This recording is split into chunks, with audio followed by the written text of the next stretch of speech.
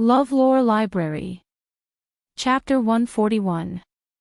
After Qin Huayuan finished speaking, he raised his voice and called for someone, "Go invite Miss Tang over." Chi Tai, who was waiting outside, immediately complied. Not long after, Bing Tang entered the room and bowed. "Greetings to the Marquis. Miss Tang, there's no need to be so courteous. I'll have to trouble you to go to the inner residence and fetch a set of clothes for Sister Yi. Also, secretly bring some medicine to treat Sister Yi's wounds." Upon hearing this, Bing Tang immediately understood that Qin Huayuan was hinting that today's matter couldn't be revealed. She nodded seriously and said, "Yes, this servant will go right away. Thank you for your trouble, Miss Tang." Seeing that she understood quickly, Qin Huayuan smiled and nodded his head in greeting. "This servant doesn't dare. Serving Miss is this servant's duty." Bing Tang bowed and retreated. Qin Huayuan ordered Chi Tai to stand guard outside and not allow anyone to enter the study. After everything was arranged properly, he looked inquiringly at Qin Yining. Qin Yining carefully recounted today's events to Qin Huayuan without concealing anything. After hearing this, Qin Huayuan was silent for a long time. He lowered his eyes and looked at the blue and white porcelain bowl on the table with carps playing with lotuses. He didn't look like he was in a daze or thinking. He just sat there quietly. However, Qin Yining knew that Qin Huayuan's mind must be in turmoil. Many things would be connected, and many things would be difficult to decide. After the time it takes to burn a stick of incense, Qin Huayuan said, "That day, when we returned to the capital, you returned home while father was stationed outside the city. The next day, His Majesty arranged a welcoming ceremony. Huever, an assassin suddenly attacked." Qin Yining straightened his back and looked seriously at Qin Huayuan. Qin Huayuan smiled and said, "Not long after father followed His Majesty into the palace that day, His Majesty's silver-masked secret agent delivered an investigation report to His Majesty. His Majesty threw that secret report to me. It said that there were two groups of assassins. One of them had committed suicide and had yet to be found out. The other group had been captured alive and had confessed under torture. They were all members of the Green Sky Alliance. And the silver-masked spy has already found out that the leader of the Qin-Tian Alliance is your grandmother." Qin Yining was stunned when he heard this. Many disconnected clues were connected one by one. There was a reason why so many things had happened in the past few days. So, His Majesty suddenly wanted to show my mother to the public in order to lure my grandmother to save her.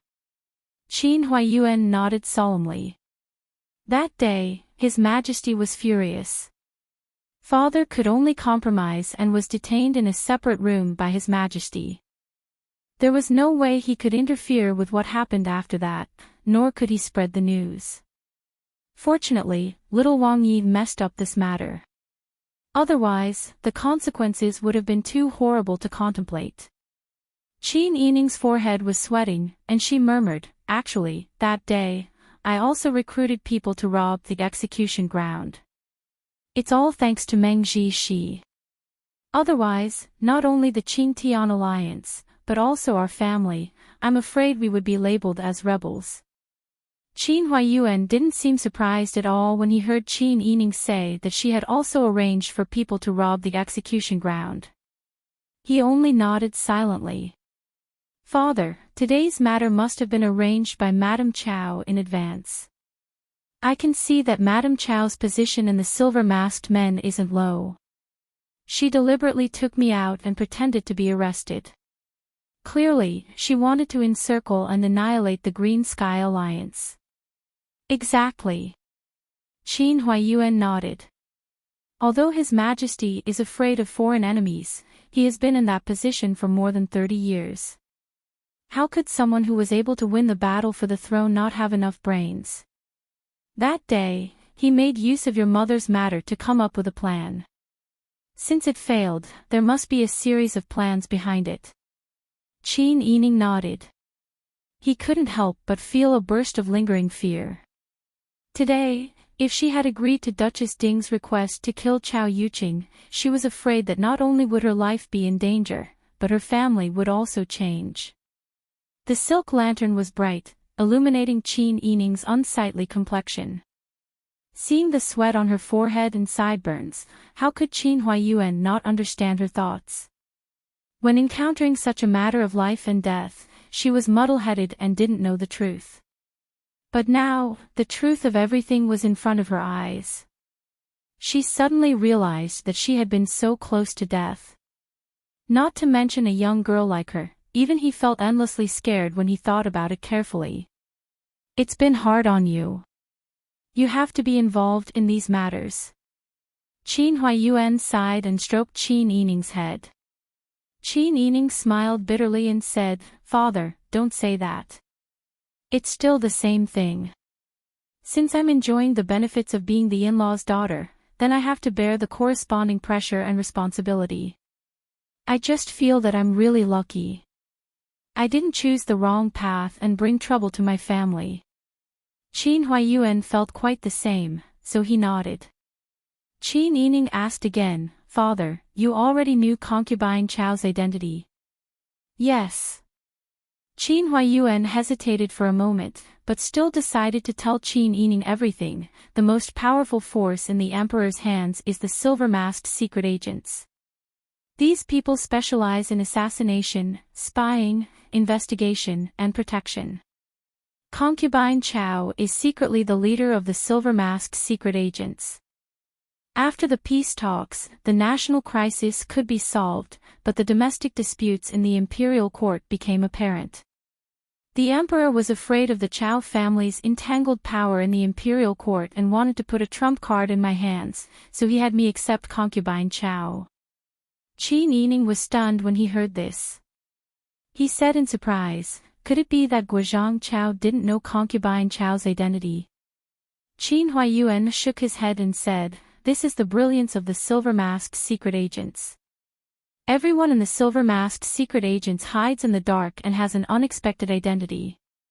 Furthermore, they are absolutely loyal to the imperial power and are absolutely confidential to the outside world." Guozhang Chao didn't know anything about concubine Chao and only thought of her as an ordinary woman. As far as I know, concubine Chao's last marriage was because she was ordered to assassinate her late husband and steal intelligence. Qin Yining heard this and thought of everything he saw today.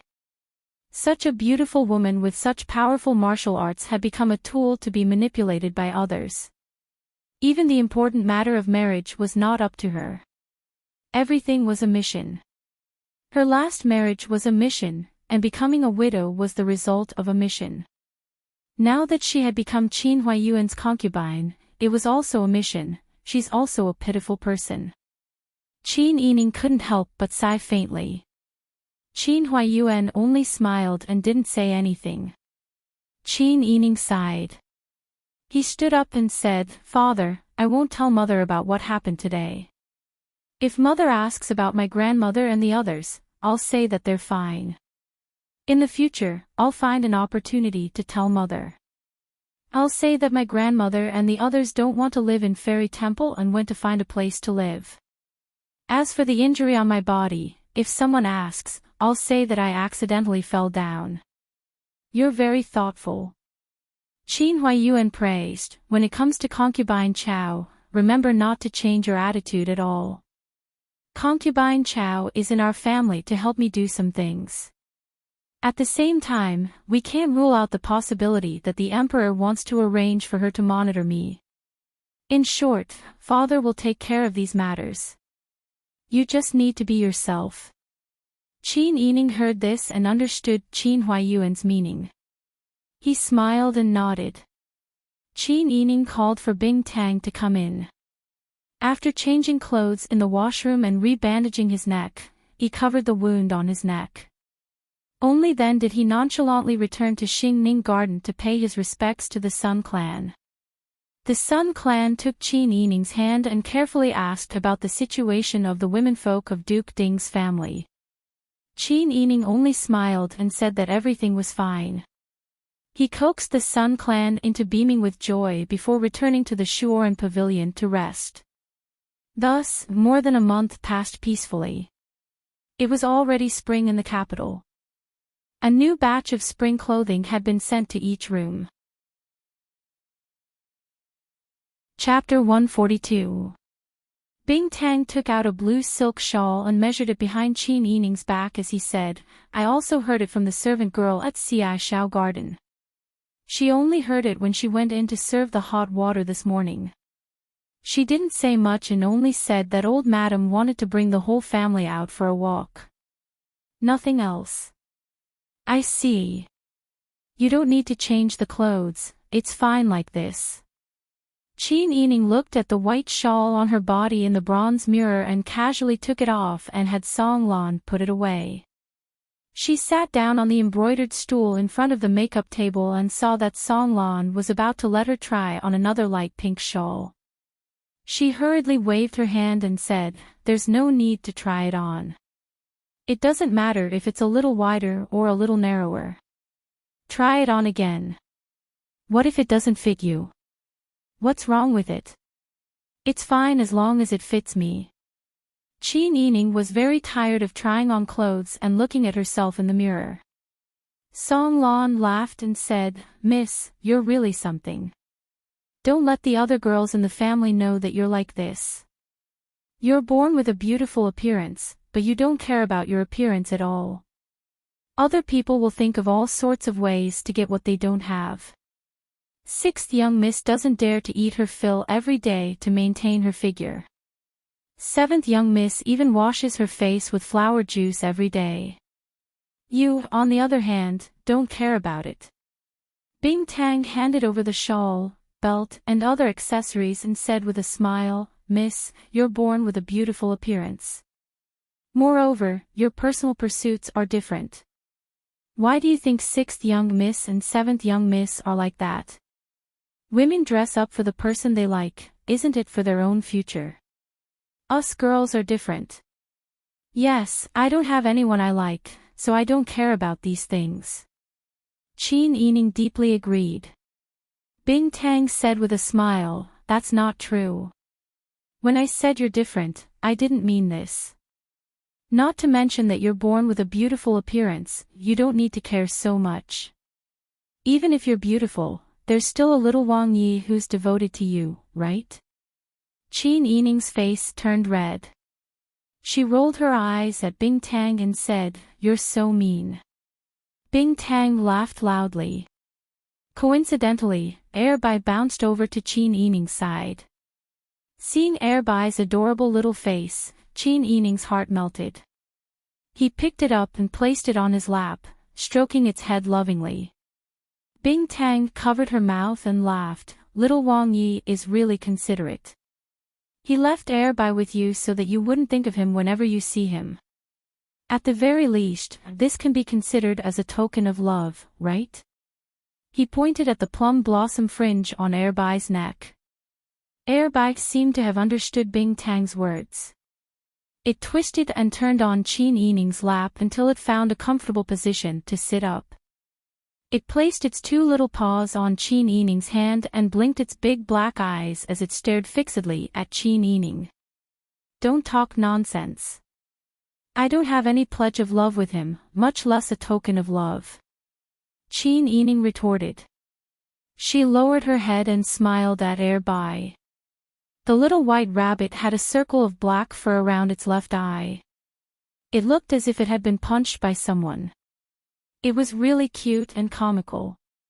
Qin Yining couldn't help but laugh. She picked up the palm-sized little thing. Miss, you still want to carry Airbai? It's time to pay respects to Madame Dowager. If we're late, the people from Snow Pear Courtyard will have something to say. Song Lan tidied up the wardrobe. She took out a light blue thin cloak and draped it over Qin Yining. She then flipped her soft, long hair out from her collar. Qin Yining could only hand Airbai over to Qiu Lu and said, all right, let's pay respects to Madame Dowager first. When we get back, we'll think of ways to improve Airbai. Why hasn't it grown even after a month? Perhaps it's this embryo that won't grow up. Bing Tang smiled as she helped Qin Yining up. She and Song Lan waited on her left and right as they walked towards Xi Shao Garden. On a spring day in Xi Shao Garden, the veranda was already filled with green potted plants that had been moved out from the conservatory. The potted plants were made of white porcelain and blue flowers. The green leaves made the originally cold and hard courtyard seem more gentle and lively. They walked briskly along the limestone path and went up the stairs. A maidservant lifted the curtain and went inside to reply. Qin Yining took off her cloak outside and handed it to Bing Tang. She could already hear the lively laughter inside. Qin Yining smiled and asked Ji Xiang, "Madam Dowager, did you like it today? Was the breakfast delicious?" Ji Xiang smiled and said, "Madam Dowager didn't like it very much. Her Majesty the Empress was bestowed the everlasting spring garden and invited many womenfolk from prominent families to tour the garden. Our family also received an invitation.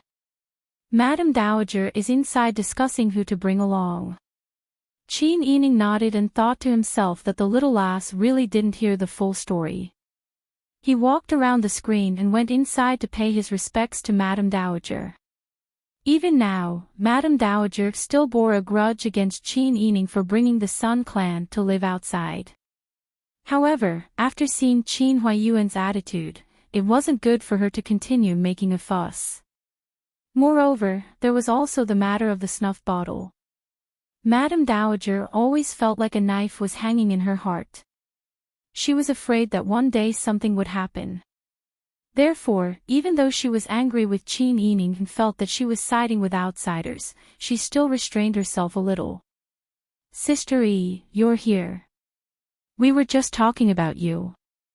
Madam Dowager smiled and said, "Her Majesty the Empress invited the womenfolk of noble families to tour the everlasting spring garden in order to celebrate the peace of the Dian.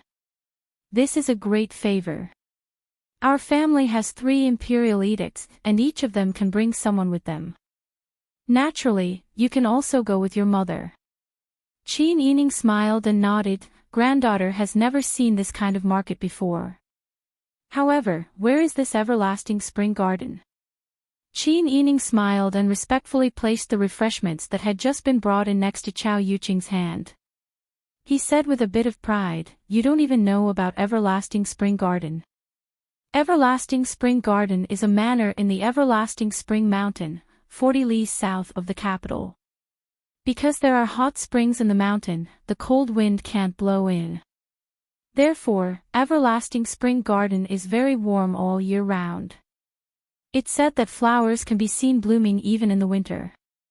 Speaking up to here, Qin Yining couldn't help but praise, "The Emperor really dotes on Her Majesty the Empress." Madam Dowager immediately nodded and smiled at Chao Yuqing.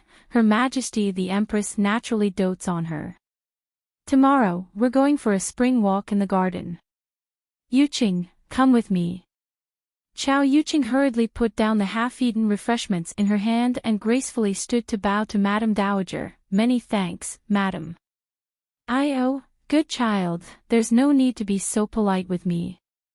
Madam Dowager pulled Chao Yuqing to her side and sat next to her. When Qin Yining saw this, he couldn't help but proudly raise his eyebrows at Qin Yining. Qin Yining had been standing next to the Sun clan, who had been sitting quietly on the stool without saying a word. He patted the Sun clan's shoulder in a comforting manner. Madam Dowager said, "I'll give you some time to go back and prepare. Yuqing will naturally come with me. First daughter-in-law, second daughter-in-law, go back and discuss who to bring. The people going to Everlasting Spring Garden this time are the womenfolk of the capital's prestigious families. You need to be careful." What needed to be careful was naturally the marriage of the children. Even if the womenfolk were going on a trip, it was good to first see their future mother-in-law and sister-in-law.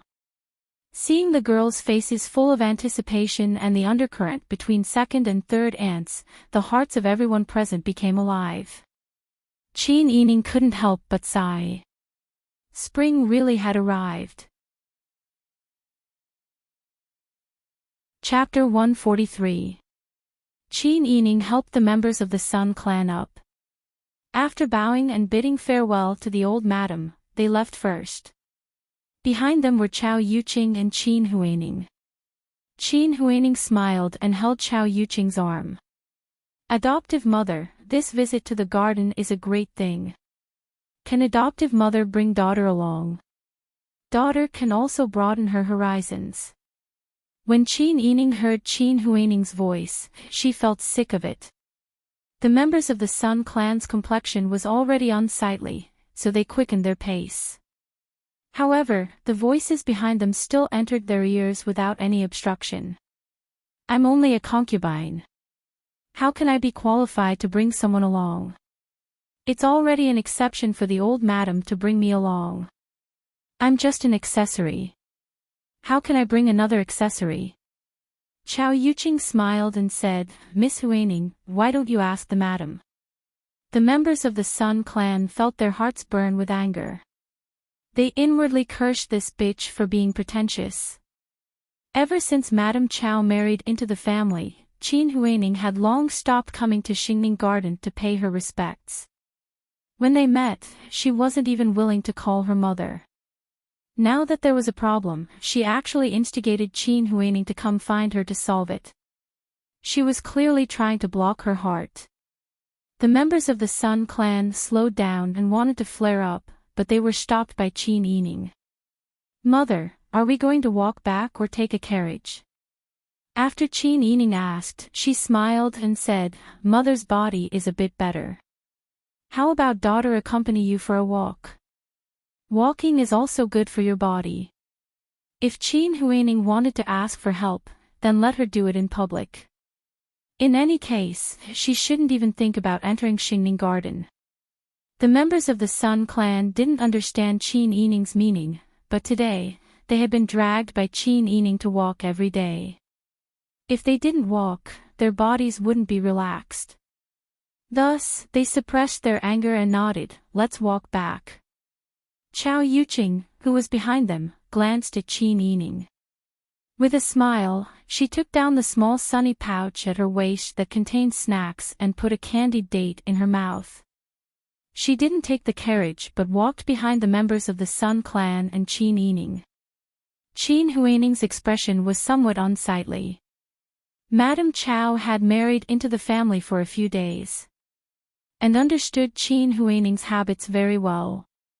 She always carried snacks with her. When she saw a good show, she would habitually eat something. She felt that it was time for her to put on a good show. She wanted to see how she would beg Madame Sun. Qin Huining's mind. Of the Sun. Of the family. Of the Sun family of Chang Garden. And of the Sun wanted to see her make a fool of herself. Of the Savaksay. Even if the men of the noble families weren't invited to this outing, her dignified character would leave a good impression on the noble ladies. This way, there would be more opportunities for marriage talks in the future. Qin Huining made up his mind. He smiled and took 2 quick steps forward. Madam, you, don't call me that. The members of the Sun clan didn't wait for Qin Huining to finish speaking and coldly reprimanded, you've long wanted to be someone else's daughter. When people make things difficult for me, you've never said a word for me. I've doted on you like a pearl and treasure for 14 years. You can fall out with me just like that. How can you have the nerve to beg me now? You've misunderstood. Your daughter is, I'm not your mother now. Although you're your father's adopted daughter in name, you can count it yourself. How long has it been since you've paid your respects to me? How long have you stopped calling me mother? Even when I was terminally ill, I didn't see you come to take care of me. When I was about to be beheaded, you hid in the estate. Qin Huining, you have the nerve to call me mother. The Sun clan's voice wasn't soft. Even the second madam and third madam behind Chao Yuqing, as well as the other young ladies, heard it clearly. Qin Huining didn't expect the Sun clan to be so merciless. Her footsteps paused as tears welled up in her eyes. She looked at Chao Yuqing for help. Adoptive mother, you've... Chao Yuqing pouted and spat out a date pit. She then stuffed a candied date into her cherry mouth and held it.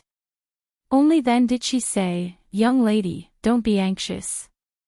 The Empress's banquet has only invited some of the capital's respectable noble ladies and their womenfolk.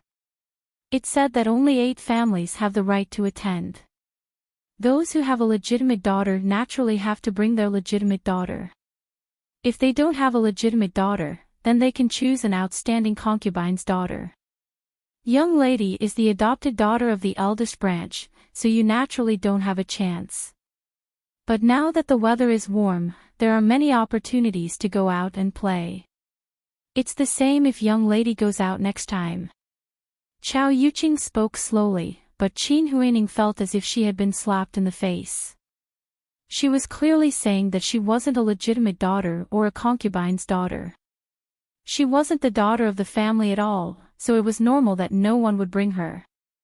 Qin Huining lowered her eyes and shed tears of grievance. Chao Yuqing put away the bag of snacks. She didn't expect the Sun clan to have improved. They didn't shout at Qin Huining and even learn to use reason to suppress her. There was no show to watch, so eating snacks was meaningless. Everyone went back to make preparations, and the people who would go out were decided. In addition to the servants, the old madam would bring Chao Yuqing, and the Sun clan would naturally bring Qin Huining. The second madam didn't have a legitimate daughter. The 7th young lady was raised under her name, so she would bring the 7th young lady. The 3rd madam didn't have a noble title, so she naturally didn't have the opportunity.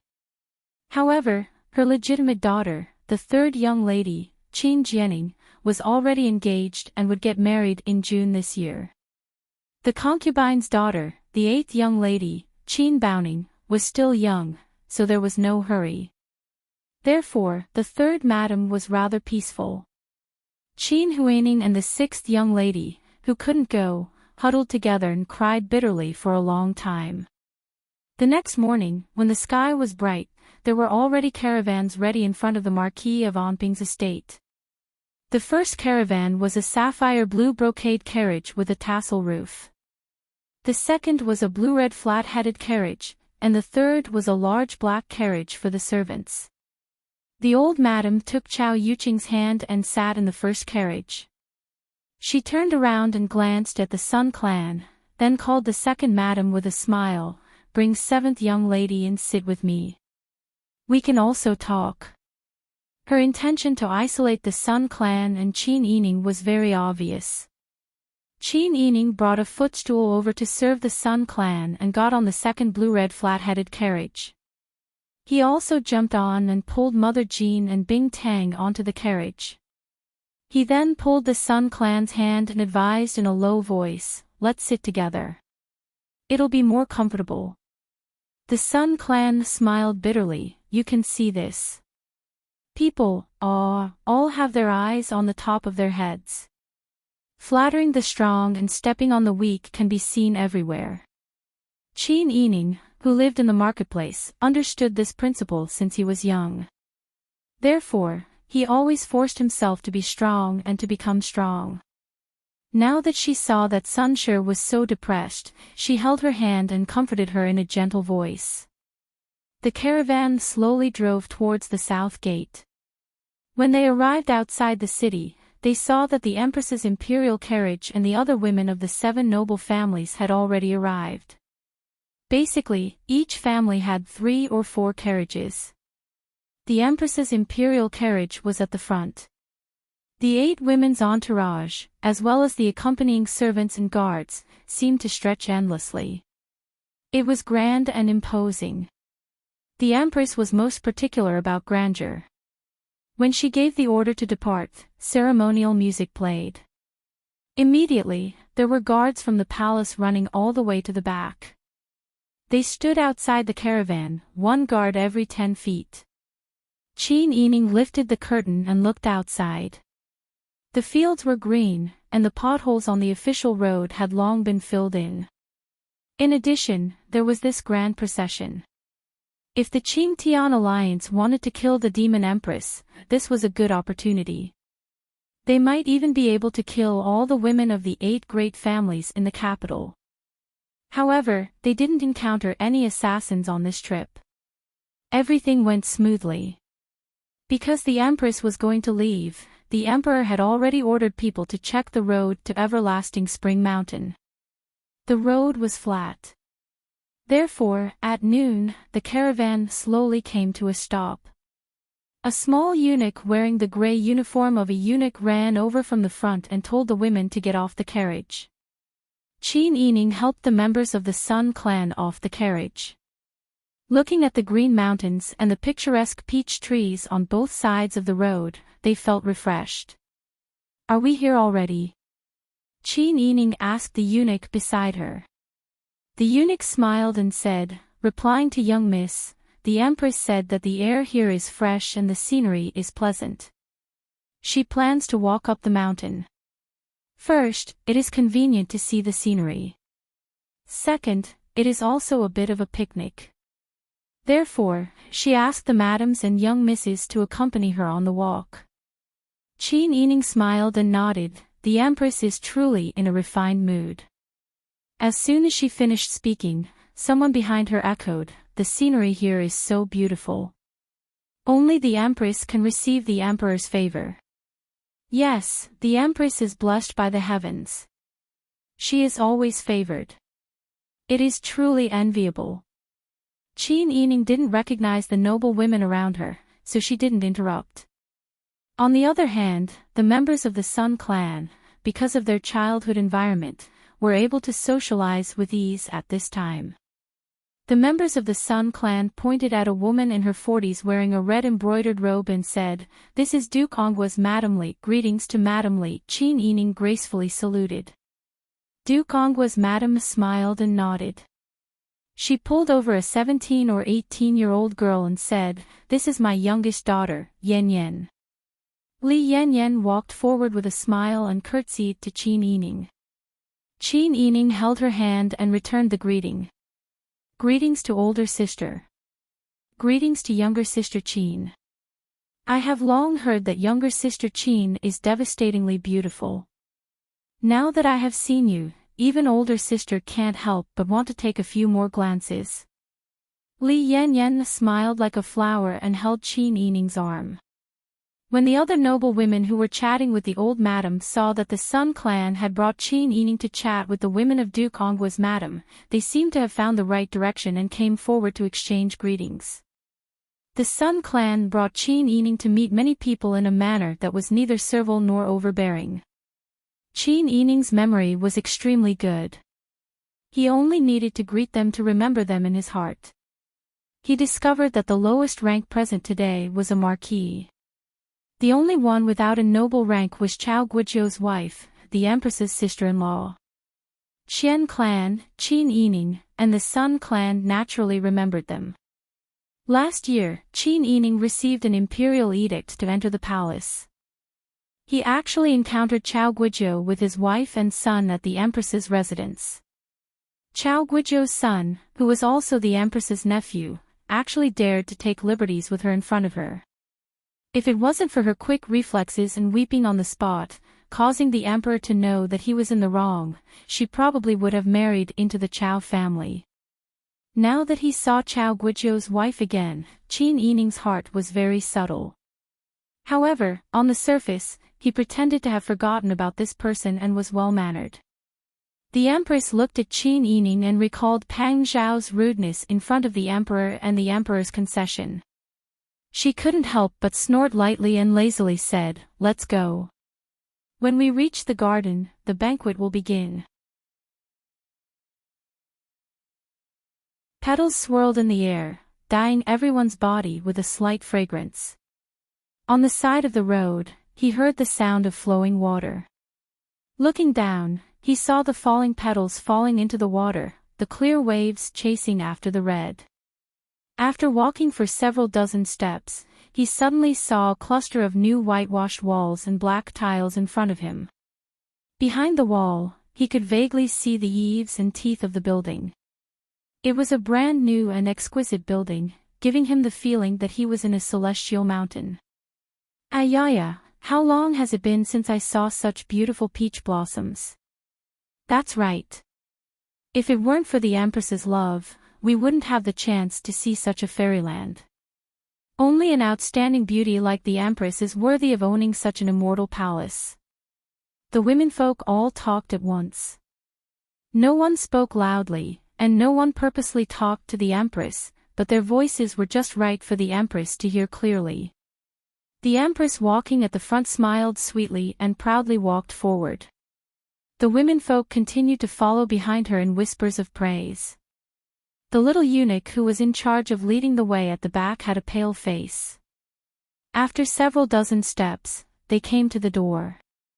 The womenfolk looked up at the plaque in admiration and saw the two words, Ning Yuan, written on the black plaque. The Empress stilled and glanced at the palace servant beside her. When did Ben Gong's Chang Chen Yuan change its name? How come Ben Gong doesn't know?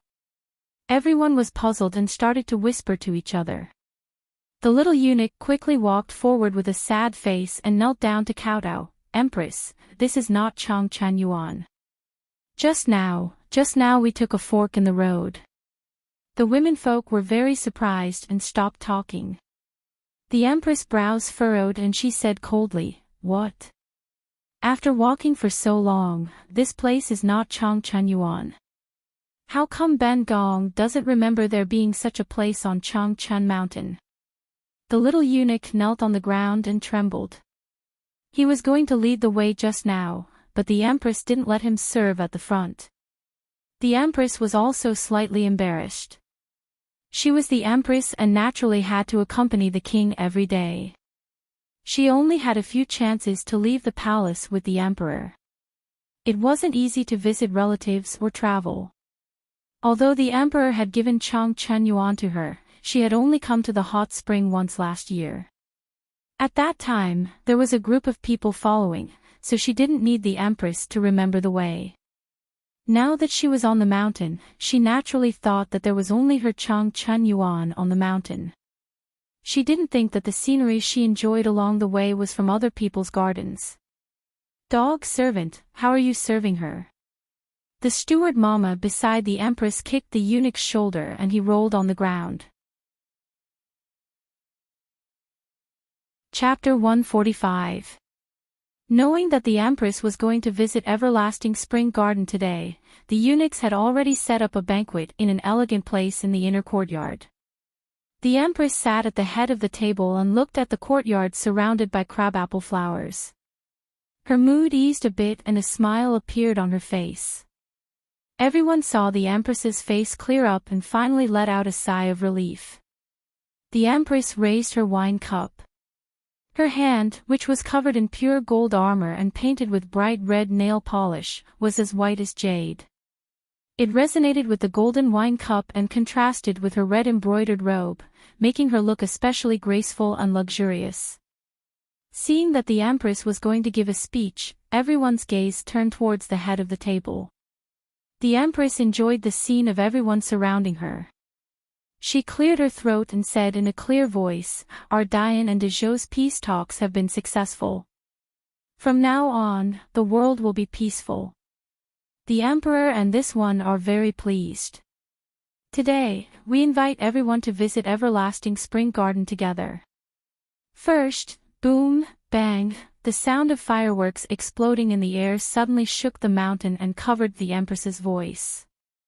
Everyone suddenly looked in the direction of the sound.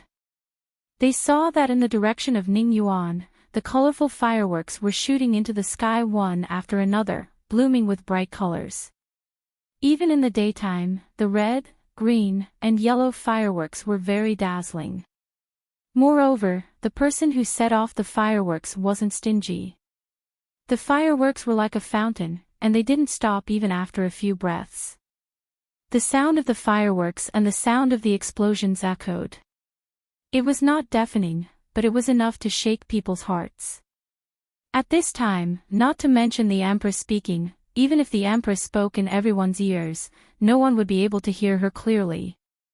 Although fireworks weren't that rare, They weren't commonly seen on normal days, not to mention this kind of fireworks that could cause hundreds of flowers to bloom, which was even more rare. The womenfolk were too much for their eyes to take in. They were so happy that they forgot about the Empress's speech. The Empress's face was ashen. She gritted her teeth and wanted to get angry, but her voice was covered by the fireworks. Just now, she had walked into the wrong place. Then, someone else's garden outshined hers. Now that her speech was interrupted, how could she hold back her anger? The fireworks went off for the time it took to burn a stick of incense before stopping. Everyone could smell the smoke in between their breaths. Turning around and seeing the Empress with a dark face, the womenfolk didn't know what to do. He was afraid that the almanac was not good today. Otherwise, why would the Empress lose face again and again?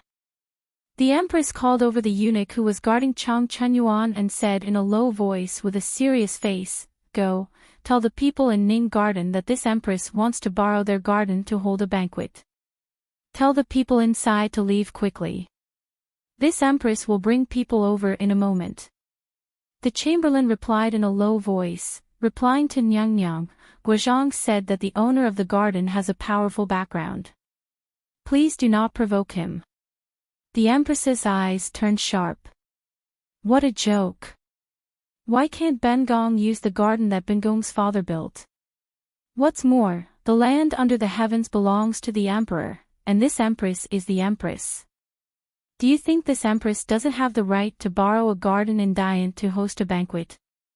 But Guozhang said that we mustn't provoke him. How dare you? If you don't go, this consort will chop off your dog head. Seeing that the Empress was really angry, the Chamberlain didn't dare to say more. He could only run to the neighboring Ning Garden to borrow a garden. The Empress then raised her chin with a faint smile and said to the womenfolk in the courtyard, "How is it? Are the fireworks beautiful?" The womenfolk didn't dare to make a sound and lowered their heads. The Empress snorted and lazily said, "This Empress has already ordered people to borrow that garden. Didn't someone say that it was as beautiful as a celestial palace? Later, we will have a banquet in the celestial palace. Nyang Empress is the mother of the world. It is the garden's good fortune to be able to visit that garden. That's right, Chang Chenyuan is fresh and elegant. It is already a great favor for us to be able to accompany Nyang here." The womenfolk once again pandered, and the Empress' mood improved slightly. From the corner of her eye, she saw that the Chamberlain had returned. The Empress stood up and calmly tidied her skirt. "Let's go, over there, Nyang." The Chamberlain saw that the Empress was about to leave and was about to cry. The people in that garden said that they won't lend it. Won't lend it. The Empress' voice suddenly rose. The Chamberlain was so frightened that she knelt down with a plop. "Yes, this servant was stopped at the entrance when I arrived. The gatekeeper said that their master said that the garden wouldn't be lent to anyone." "You didn't say that this Empress wanted to borrow their garden." Replying Nyang, "This servant said that, but they just wouldn't lend it." "How dare you!" The Empress finally couldn't take it anymore. She angrily swept the bowls and plates on the table to the ground. The sound of broken porcelain rang out, and wine and dishes scattered all over the floor. The womenfolk were so frightened that they all stood up. In such a situation, not to mention the Empress, even an ordinary noblewoman wouldn't be able to maintain her dignity after being repeatedly humiliated. The Empress was furious and started walking. "All of you, follow this Empress. This Empress wants to see how much face the people in Ning Garden have. This Empress is the mother of the nation, but I can't even ask to borrow a garden.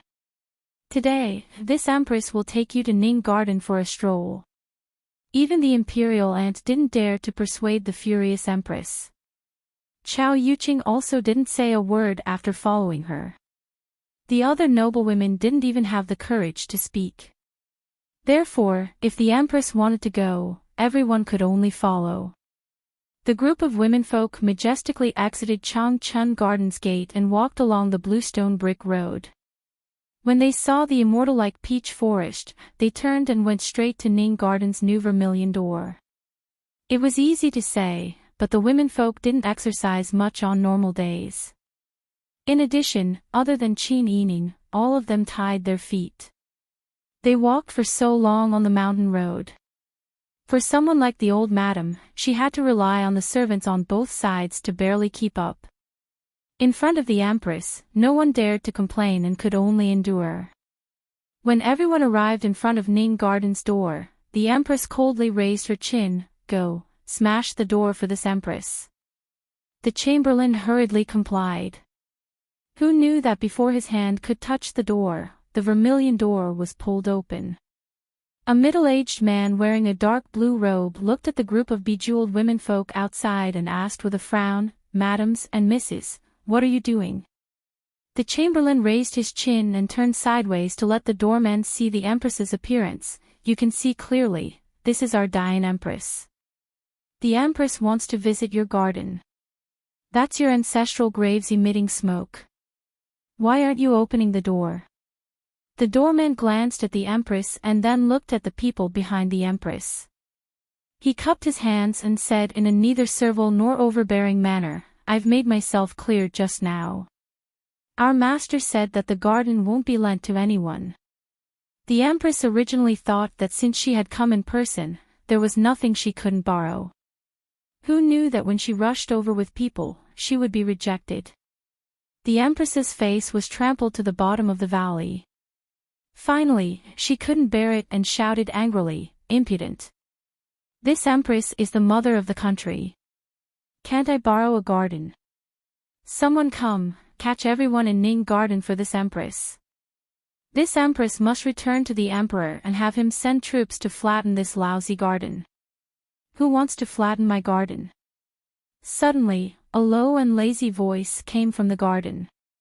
Qin Yining suddenly raised his head when he heard the voice and saw Pang Xiao, who was wearing a moon-white brocade robe, a white jade buckle around his waist, and a purple gold crown on his head. He had long eyebrows, phoenix eyes, and a dignified appearance. Chapter 146. Most of the womenfolk had never seen Pang Xiao before. They only felt that this young man was truly handsome. His facial features were exquisite and deep. His slender eyebrows covered a pair of phoenix eyes. Anyone who glanced at him would feel their hearts skip a beat. Although this person was handsome, his body was tall and strong. His imposing manner was awe-inspiring. It made people lower their heads after one glance, not daring to offend him. This person dared to be so unyielding in front of the Empress. Wasn't he afraid of the Empress' revenge in the future? Where did he come from? The Empress' face had turned pale. It turned out that the person her father didn't want her to provoke was this evil fetus. Not to mention her, she had seen with her own eyes how the Emperor bowed and bent his knees in front of Pang Xiao that day in front of the Meridian Gate. Even if the Empress was full of anger, she didn't dare to show it. She could only laugh dryly and say, "Prince Zhongshuan must be joking. Ben Gong was just speaking out of anger. How could Ben Gong do something like robbing? Moreover, Ben Gong is the mother of the nation.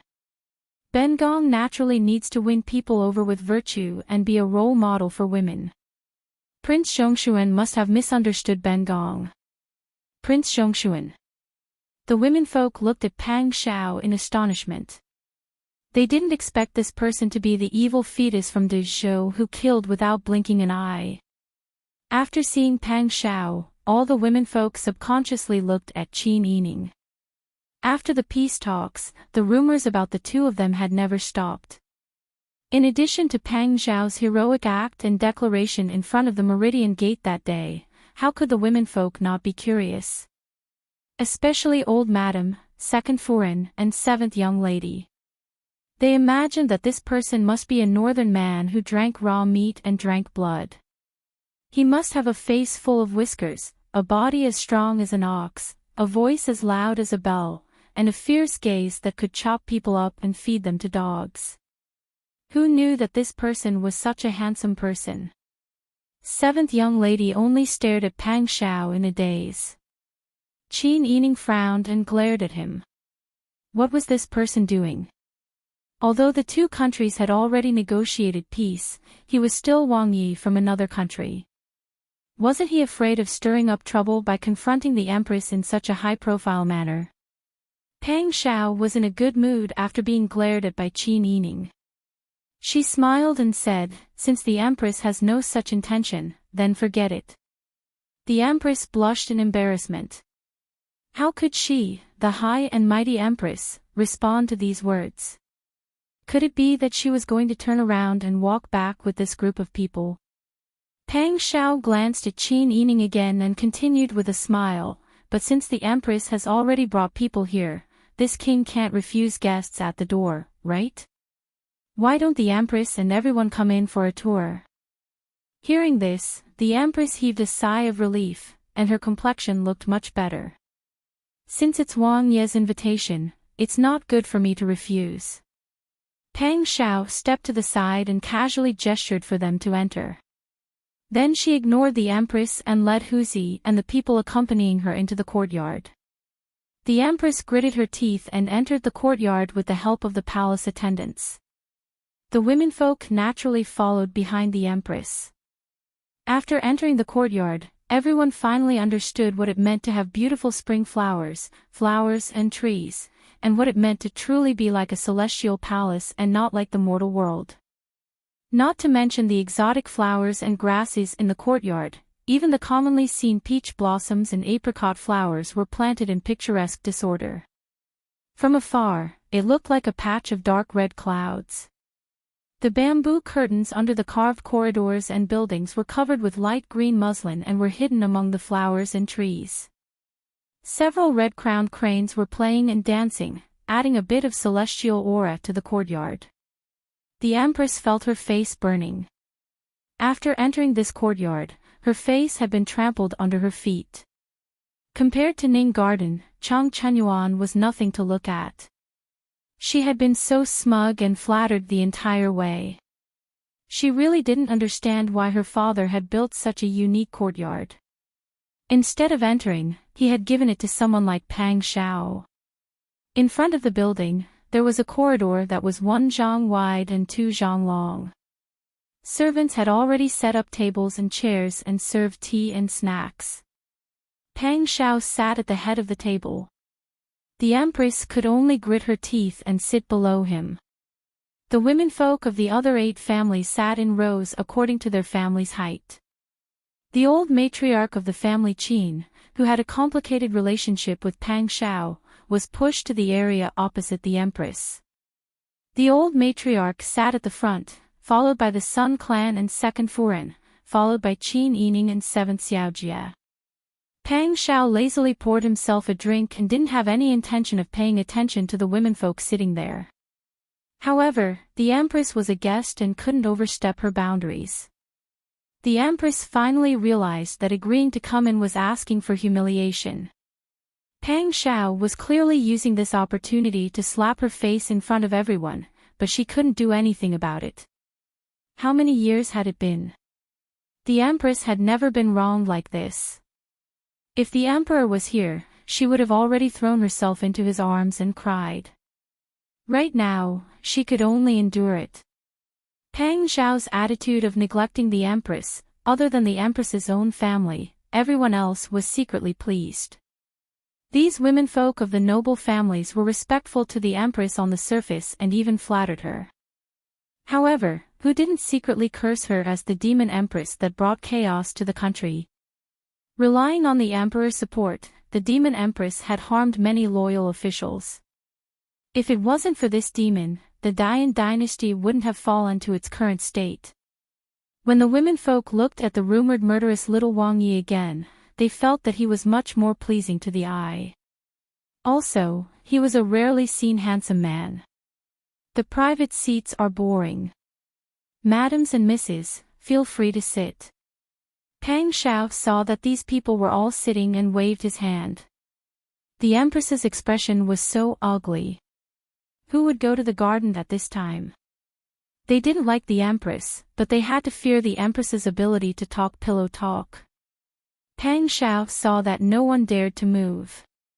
The Empress's face was dark and full of grievance.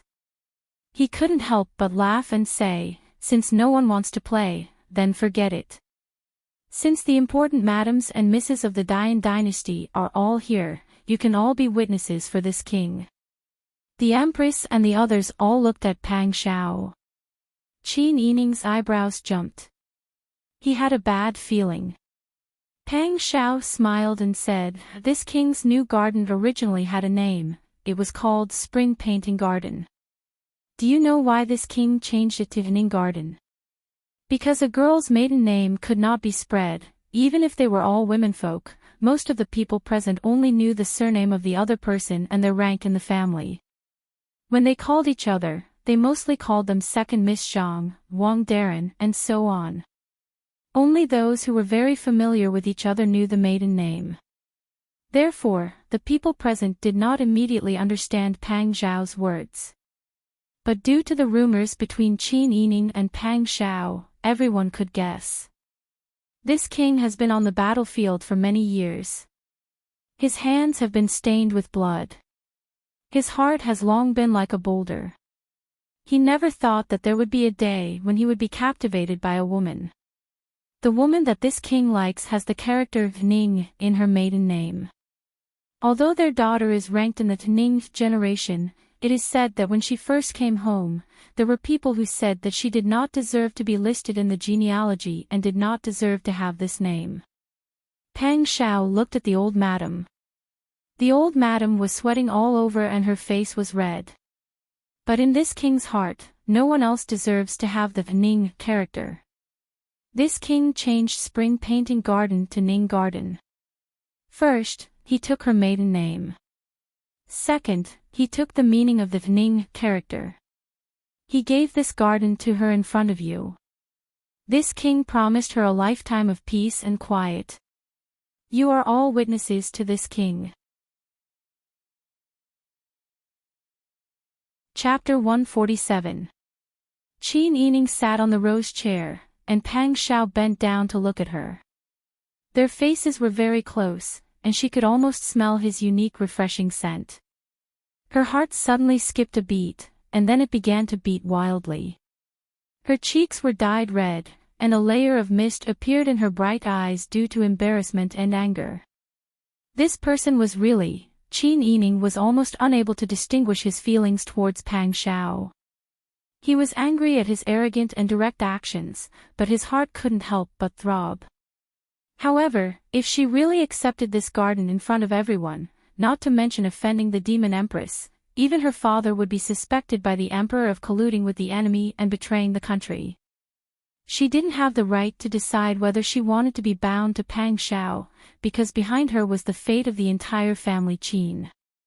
At this moment, Qin Yining suddenly felt that if Pang Xiao wasn't from Dezhou, if their two countries didn't have such a relationship, or if she wasn't the daughter of family Qin, and if Pang Xiao wasn't Pang Zhongjing's son, then everything would be fine.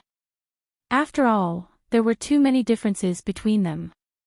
Pang Xiao didn't want to let go of any of her tiny emotions, so he kept watching her carefully.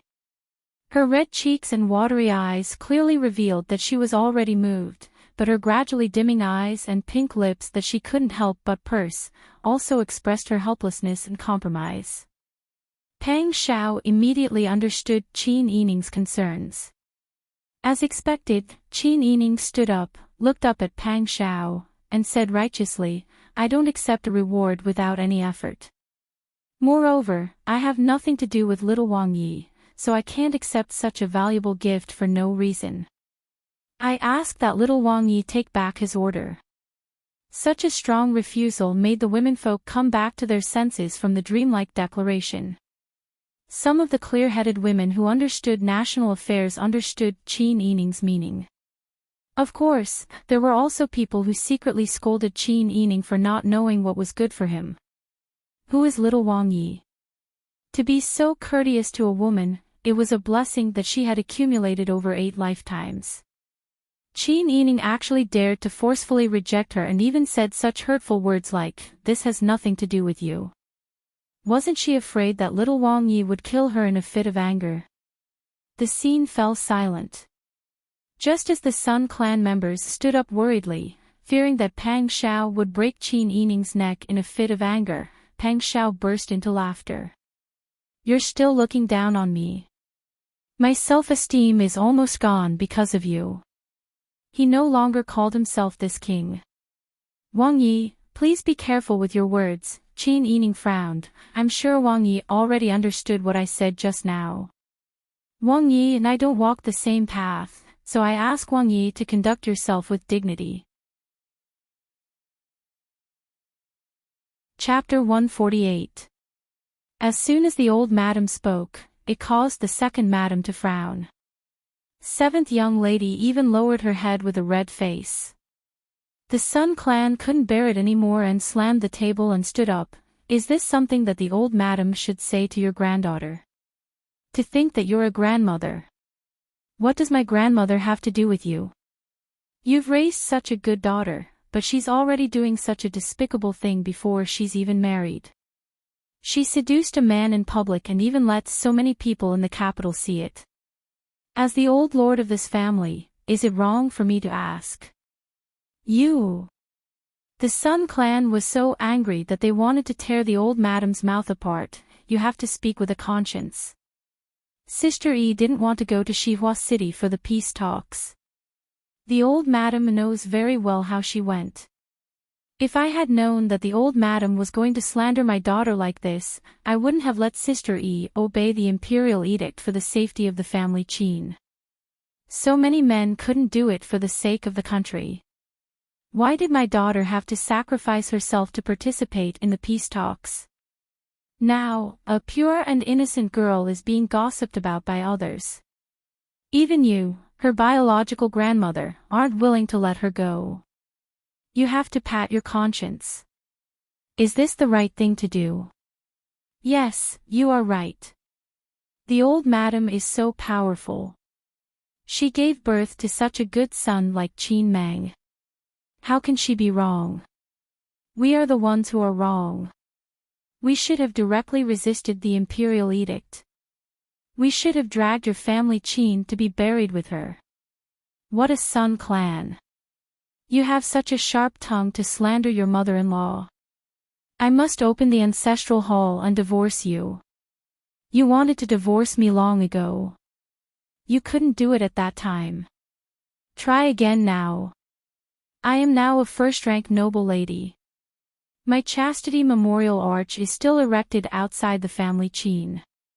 You want to divorce me? Dream on.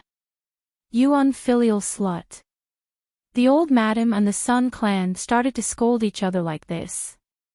Second madam and seventh young miss were both shocked by this scene. For a moment, they even forgot to quarrel. Qin Yining, on the other hand, was much calmer. She pulled Sun clan back a few steps and helped her sit down with a smile.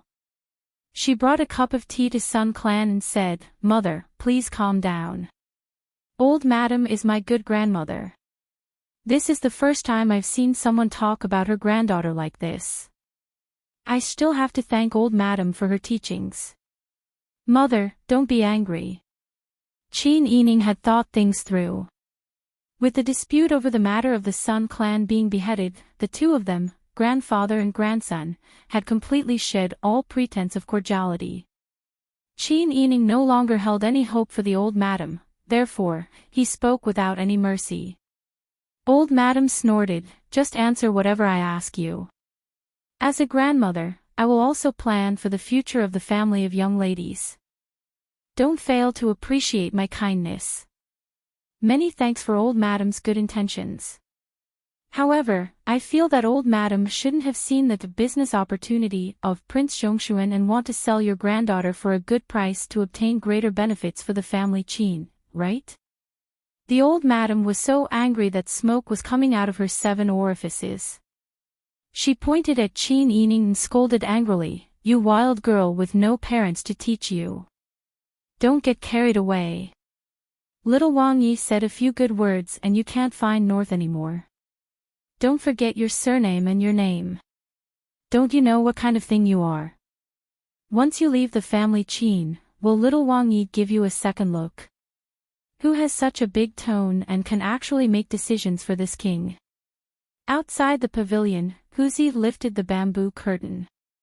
Pang Xiao had changed into a dark blue outfit. His hair was tied up high and hung down behind his back.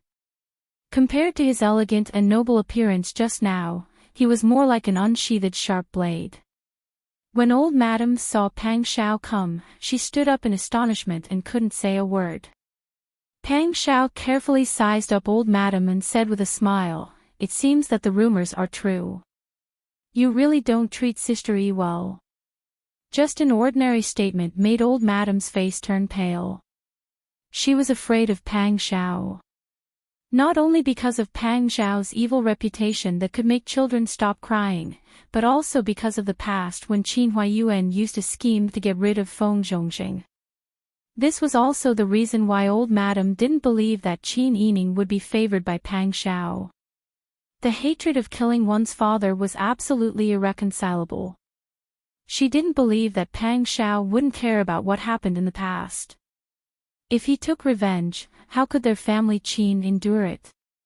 In the current situation, even the emperor had to lower his head in front of Pang Xiao, let alone their family Qin. Old madam had lived like a princess these years. Qin Huaiyuan was extremely filial and rarely bothered her with things. Therefore, old madam, who hadn't experienced any major events for many years, was like a prey targeted by a fierce tiger when facing Pang Xiao, whose eyes were sharp as if he could eat people at any time. She completely lost the courage to resist. She was so scared that her whole body was trembling, her head was dizzy, and she couldn't speak. Pang Xiao coldly snorted. In the end, old madam was Qin Yining's grandmother, so he didn't continue to scare her. If she really scared Qin Yining to death, it would be hard to explain when he went back. Pang Xiao waved his hand. Huzi immediately understood and brought in a young and beautiful maidservant from outside. The maidservant was 16 or 17 years old. She looked like a spring onion with a thin figure and a beautiful appearance. Her eyes were especially bright. "This servant greets Mississippi," the maidservant knelt down and saluted. Pang Xiao said, "This is Ji Yun. Let her serve you in the future." "Thank you, Wang Yi, for your kindness. I already have enough servants by my side. I don't need another one. I'll pay for the monthly salary. She has some skills. She can protect you and help you do things.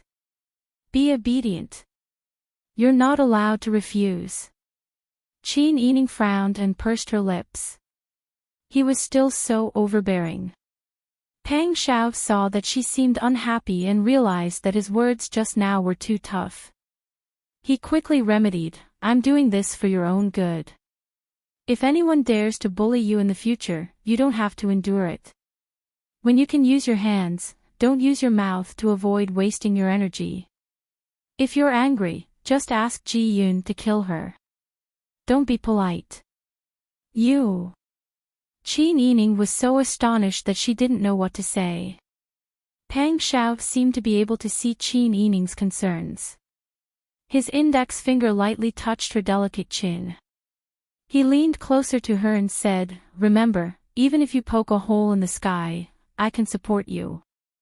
Qin Yining continuously retreated and avoided Pang Xiao's finger. She also avoided the temperature that seemed to have suddenly risen around him. Old madam, second madam, and seventh young miss were already stunned. No one would have thought that Pang Xiao would actually indulge Qin Yining like this. Old madam's lips moved. She wanted to say something, but second madam pulled her hand. Second madam was born in a scholarly family. Normally, she wasn't like third madam who would curry favor with old madam. Old madam also didn't like her very much.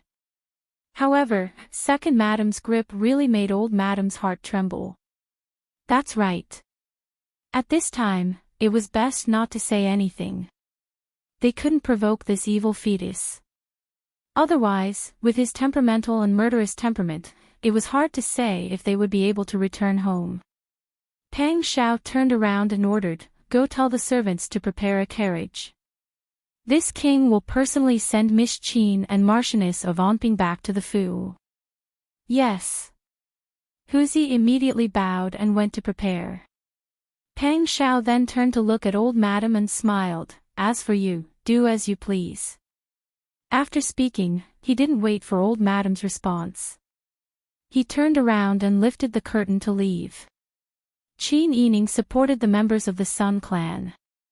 Mother Jean, who was already stunned, and Bing Tang, who was about to suffer internal injuries from holding back his laughter, followed behind them. They left the courtyard and walked on a path filled with peach blossoms. Pang Shao walked at the front. His figure was tall and straight. When he walked, his imposing manner was awe-inspiring. He was like a fierce tiger coming down the mountain, making people not to underestimate him. This kind of person, who could be considered a threat to outsiders, always catered to her carefully and lowered his posture in front of her. In reality, if Pang Shao really wanted her, she believed that with one word, he could have the Dian Dynasty Emperor wrap her up and send her to him. However, Pang Shao didn't do this. He would rather discredit himself in front of others to support her. He also indulged her several times. Qin Yining didn't have a heart of stone.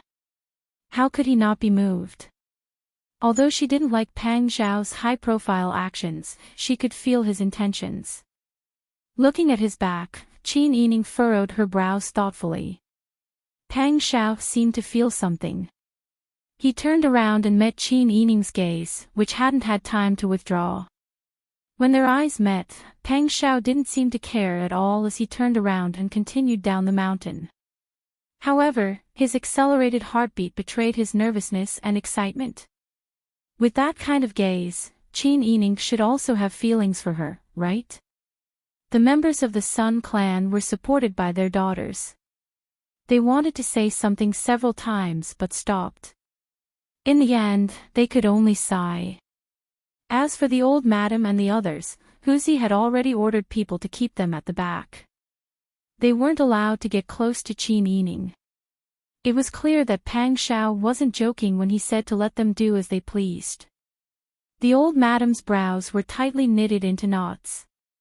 She felt that she had lost all the faith she had accumulated in several lifetimes. Even if she didn't like Qin Yining and felt that Qin Yining was too smart and difficult to manipulate, in the end, Qin Yining was still the daughter of their family Qin. This little Wang Ye's leniency towards Qin Yining and his ruthlessness towards others formed a sharp contrast.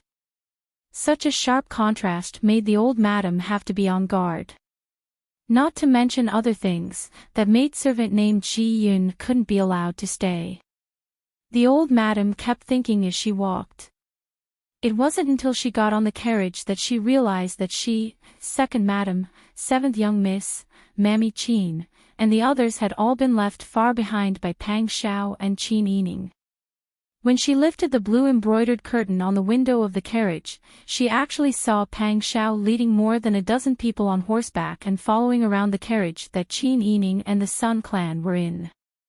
Even that maidservant named Ji Yun was riding a horse. Moreover, she looked valiant and formidable. She was indeed a martial artist. The old madam was so angry that her head was buzzing. She said fiercely, "Let's slow down. Let them go first. Let them be complacent. I want to see how they will deal with this in the future." "Yes." The coachman obeyed and slowed down. In the front, Qin Yining, who was riding in the same carriage as the Sun clan, tightly pursed his lips. This person was too overbearing. He didn't ask for her permission when doing things. Fortunately, he was in Dezhou all year round. If he stayed for more Dian, wouldn't she be angered to death? Although she thought this in a fit of pique, the smile and gentleness in Qin Yining's eyes couldn't be hidden. This made the Sun clan inwardly apprehensive. From the looks of it, even Qin Huaiyuan didn't clearly oppose it. Pang Shao even confessed to Qin Yining in such a high-profile manner. In the future, was she really going to have an evil son-in-law? The carriage was escorted by Pang Shao all the way back to the family Qin residence. This truly alarmed everyone in the residence. Chapter 149. Chao Guizhong was questioned by his daughter, but he didn't get angry. He only said in a deep voice, "I'll have to trouble the Empress to take care of this matter." Although the Empress was angry, she knew her father's power. She didn't dare to throw a tantrum in front of Chao Guizhong. She frowned and said, "Father, tell me, why did you give Prince Zhongshuan a garden?" Chao Guizhong shook his head and said, "This garden was originally given to another person. I only found out today that this garden was given to Prince Zhongshuan." This subject was about to ask this person, "Oh, who has the right to enjoy such a unique garden?" The Empress had originally just asked casually, but when the words came out of her mouth, the Empress's expression changed. She immediately understood. She leaned over and said in a low voice, "It was given to her." Chao Guizhong nodded and said, "This subject didn't expect that a Taitan princess would take the initiative to curry favor with someone surnamed Yun." The Empress pursed her lips and frowned more and more. She muttered, "This matter is not good. The Taitan people are ruthless and cunning. Anari is also not a good person. That person by her side called Si Qin is even more cunning. Our cooperation with them is a big secret. This matter cannot be known to the Emperor. Otherwise, this subject and father will not have a good ending. If Anari reveals this matter to Yun, wouldn't she have something to use against us?" This subject is also worried. However, the Empress doesn't need to worry about this matter. This subject will solve it. Although the Taitan princess wants to keep you and me in check, it's not that easy. However, this subject didn't appear when the Huichun garden was built. Ordinary people won't know that the garden was built by our family. I'm also afraid that the Emperor will ask about it. I still need the Empress to mediate. This subject naturally knows how difficult it is. Father doesn't need to worry. Yes, the Empress says so. This subject is relieved. While Pang Shao was escorting Qin Yining and the Sun clan back to the front gate of the Fu, everyone in the Fu was alarmed. Qin Huaiyuan had not returned yet, but Lao Yi and San Lao Yi were at home. When everyone received the news, they were all flustered. What a joke, that was a master who killed without batting an eyelid. Didn't you hear that even the Emperor had to be respectful when he saw him at the Meridian Gate that day? If they did not receive the evil spirit properly and were caught red-handed, their losses would be small, but if this person had a reason to slander the Dayan and start a war, that would be a big problem. However, to everyone's relief, Pang Shao didn't enter the door at all. She didn't even pay attention to the people who came to greet her. From beginning to end, Pang Xiao's gaze only fell on Qin Yining. She probably didn't care about anyone from the family Qin coming out to greet her. She only warmly instructed Qin Yining, "Take care of yourself. Don't wrong yourself." Then, she spurred her horse and left. Qin Yining was truly helpless. He looked at Bing Tang and Ji Yun following behind him and could only say, "Let's go back first." Ji Yun is new here. Bing Tang should tell her more about the Fu. Yes.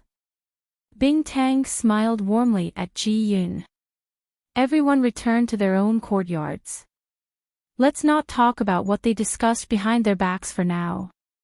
When the Sun clan returned to Xingning Garden, they couldn't sit still. Mother Jean saw the Sun clan spinning around like a top and couldn't help but laugh. What is Furen worried about? Nanny, you also saw what happened today. What did that rogue fellow mean by doing this? If he really likes our sister Yi, he could have asked the emperor for her hand in marriage. He didn't mention this matter, but he was so high profile in front of others. Our sister E is a young lady and doesn't understand these things, but as a mother, how could I not understand? I'm really afraid that Sister E will be taken advantage of.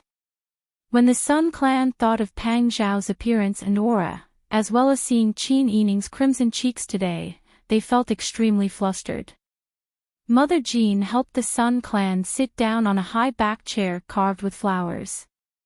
She held up a white porcelain teacup with both hands and comforted, "Foreign, don't think too much. This matter can't be resolved just by thinking too much." In this servant's opinion, fourth young miss is someone who knows what's going on.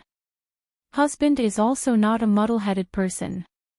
This matter should be left to husband and fourth young Mississippi, but little Wang Yi has killed people like scything flax after all. Being born in a chaotic world, it would be wrong for our fourth young miss to follow a fool. In this servant's opinion, fourth young miss is a powerful woman who is not inferior to men. If she can really gain little Wang Yi's favor, it might not be a bad thing. But Pang Zhongzheng was sentenced to death because he fell for Marquis Ye's scheme to sow discord. Furen, there are many treacherous things in the imperial court. Back then, Northern Ji's tyrannical rule disturbed the people, and Northern Ji's incapable ruler ruled arbitrarily. Perhaps he had long been afraid of General Pang. Although General Pang's death was tragic and seemed to be due to Marquis Ye's scheme to sow discord, there was no lack of Northern Ji's incapable ruler's actions. If this servant can think of this matter, then little Wang Yi might be able to think of it as well. Moreover, since little Wang Yi is willing to get close to our fourth young miss, it means that he doesn't care about these things. The Sun clan nodded and uneasily put down the teacup. Her fingernails tapped on the table irregularly. After a long time, she said, "Do you think he's deliberately getting close to Sister E to hurt her to avenge his father?" "Foreign is thinking too much." Madame Jean said with a smile, "Madam, you are too concerned. With young Prince Sun's martial arts and ability, if he really wants to take revenge, he can rush into the mansion and kill people. Do you think he can do it?" The Sun clan trembled when she heard this. Just thinking about that scene made her feel cold, but she had to admit that Mother Jin's words were correct. So Nanny's meaning is that he might be sincere.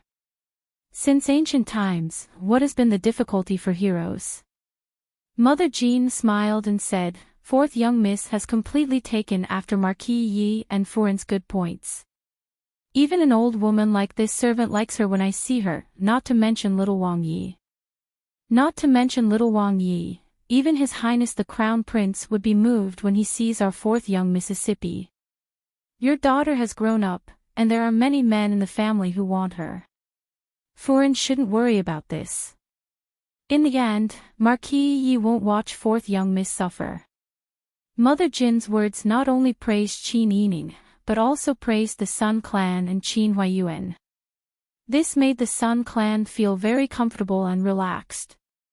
However, when they thought of the old madam's filthy and unreasonable appearance, the Sun clan still felt sullen. Without a backer, the Sun clan was forcing themselves to change the habits they had developed over the past few decades. In the end, she also felt wronged. In addition, there had been too many things happening recently. The old madam and her sisters-in-law were not friendly, and there was also a concubine with a good background above her head. She was also worried about her daughter's future. After being attacked several times, the Sun clan had only gone to the old madam's morning and evening meditation.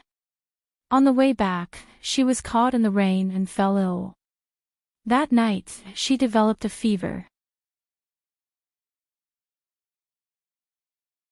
Chapter 150. When Qin Yining arrived, she saw Caiju, the head maidservant, carrying a small white porcelain bowl on a mahogany tray from the small stove under the corridor of the west wing. The bowl was filled with dark brown medicinal soup, which smelled bitter. Seeing that it was Qin Yining, Caiju hurriedly bowed and said, "Fourth young lady has come." This servant has just boiled the medicine for the Furin. How is the Furin? Has a doctor been called? Which doctor was it? What did the doctor say? Seeing Qin Yining bombarding her with questions, it could be seen that he was truly anxious. Kaiju couldn't help but feel that the Furin was a blessed person. She softly said, how he ordered someone to take his invitation to Imperial Physician Zhang. He said that the Furin was depressed and caught a cold from being drenched in the rain.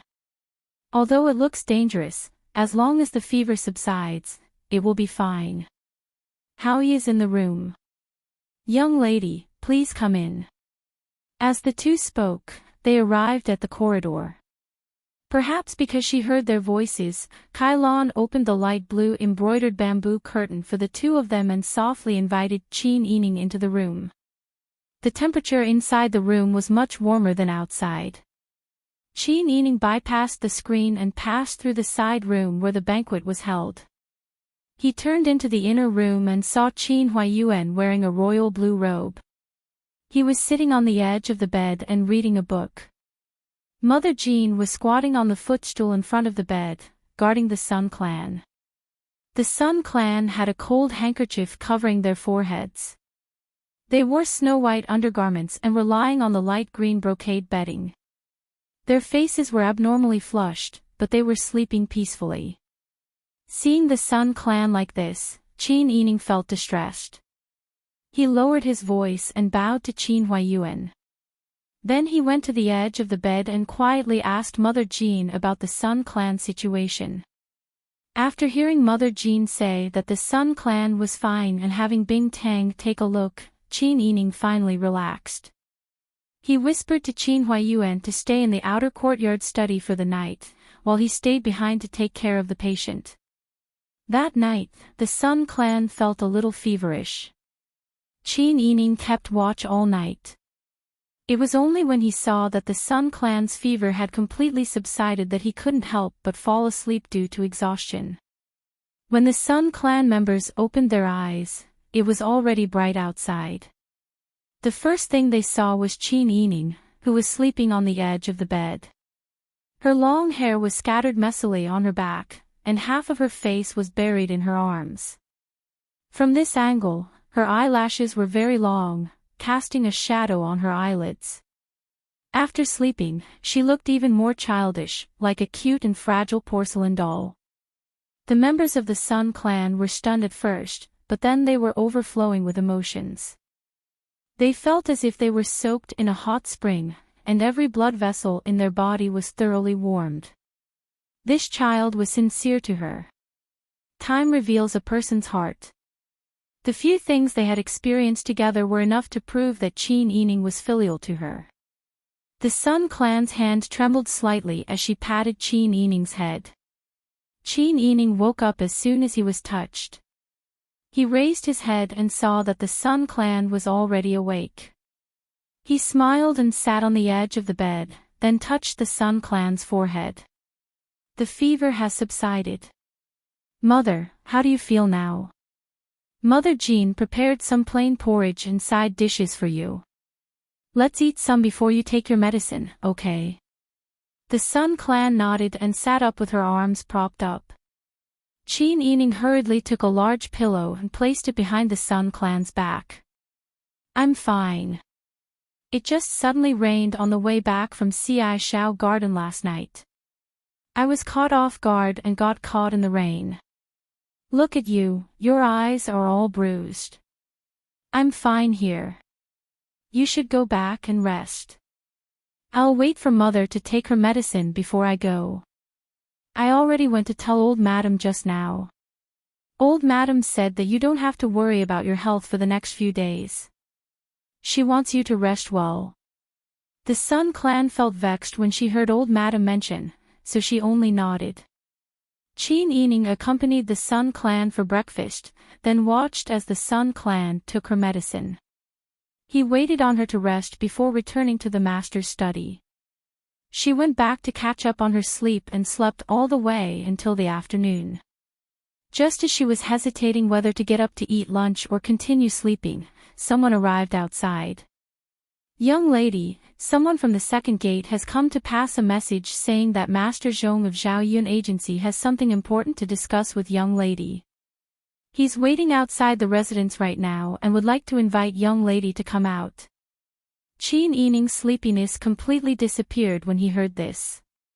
He hurriedly got up and instructed people to help her wash up. Master Zhong was an expert at doing business. He wouldn't look for her if it wasn't important. For Master Zhong to specially invite her out for a chat, it was enough to show how serious the matter was. Ordinary young ladies didn't leave the house at all. Qin Yining had business at hand, so it was normal for him to go out. He only told the Sun clan that he wanted to go out, but old madam didn't care at all. Qin Yining brought Bing Tang and Ji Yun out. Qin Yining originally planned to bring Song Lan along, but Song Lan smiled and said, "It's inconvenient to bring too many people along." Ji Yun knows martial arts and Bing Tang also knows medical skills. It's just right for young lady to follow. Qin Yining thought about it and felt that this made sense. He instructed Song Lan and Qiu Lu to help him look after the house and take good care of Bai. Sure enough, he saw Master Zhong's carriage as soon as he left the residence. Qin Yining let Ji Yun and Bing Tang wait outside while he boarded the carriage. "Master Zhong, why did you call me out in such a hurry?" Master Zhong said in a low voice, "Boss, I have some clues about the origins of the group of assassins you asked me to investigate last time." Qin Yining heard this and said in surprise, "Really?" Although she had asked Master Zhong to help investigate, it had been a while. In addition, she didn't know much about Zhao Yun Agency's ability to gather information. At this time, she was very surprised. Master Zhong smiled and nodded in understanding. "Our people have good relations with the coroner in the city. From the information obtained from the coroner, the assassins at Xian Nu Temple should be the same group of assassins that the emperor encountered when he personally went out of the city to welcome the Marquis of Anping. The coroner said that the poison in their mouths is the same type. Moreover, their mouths all have the smell of huyen." Huyen. That's right. This kind of huyen is different from ordinary dry tobacco. Huyen comes from the north. The smell is strong and the strength is strong. Northerners smoke a lot. We don't smoke much here. In addition, the journey is long and the price is high. Therefore, there are even fewer people who use it. In the entire capital, there is only one shop that sells huyen. The coroner said that the group of assassins all smoke huyen. Therefore, I ordered people to quietly wait outside the huyen shop. Unexpectedly, we really found some clues. Master Zhong lowered his voice even more. "These people who came to buy huyen are all tall men. They don't talk much. Occasionally, when you listen to them talk, you can hear that they are speaking Taitan. One of them seems to be the leader. He doesn't look like a Dayan person. Not to mention his tall stature, his eyes are light gray. However, if you don't look carefully, you won't be able to see it." Qin Yining nodded. "What else?" "Our people are waiting outside the huyen shop. Yesterday, we met these people who went to buy cigarettes. We secretly followed them and found their gathering place. I don't know what to do, so I came to ask for boss's opinion. Do we continue to wait and investigate, or does boss have other plans?" Master Zhong saw that Qin Yining was not surprised when he heard the words, Taitan. He knew that Qin Yining already had his suspicions. In fact, Qin Yining had already suspected the Taitan from a long time ago. Dezhou was in the north of Dayan, while the Taitan was in the north of Dezhou. It was said that the Taitan and Dezhou had been at war for years. Now that Dezhou and Dayan were in peace talks, if Dezhou had the energy to deal with the Taitan, it would definitely not be something that the Taitan wanted to see. Therefore, the Taitan tried their best to destroy the peace talks between Yan and Zhou. Now that his suspicions were confirmed, Qin Yining frowned. After thinking for a moment, he said, "Where is that place?" Let's go and take a look. Master Zhong thought for a moment and nodded.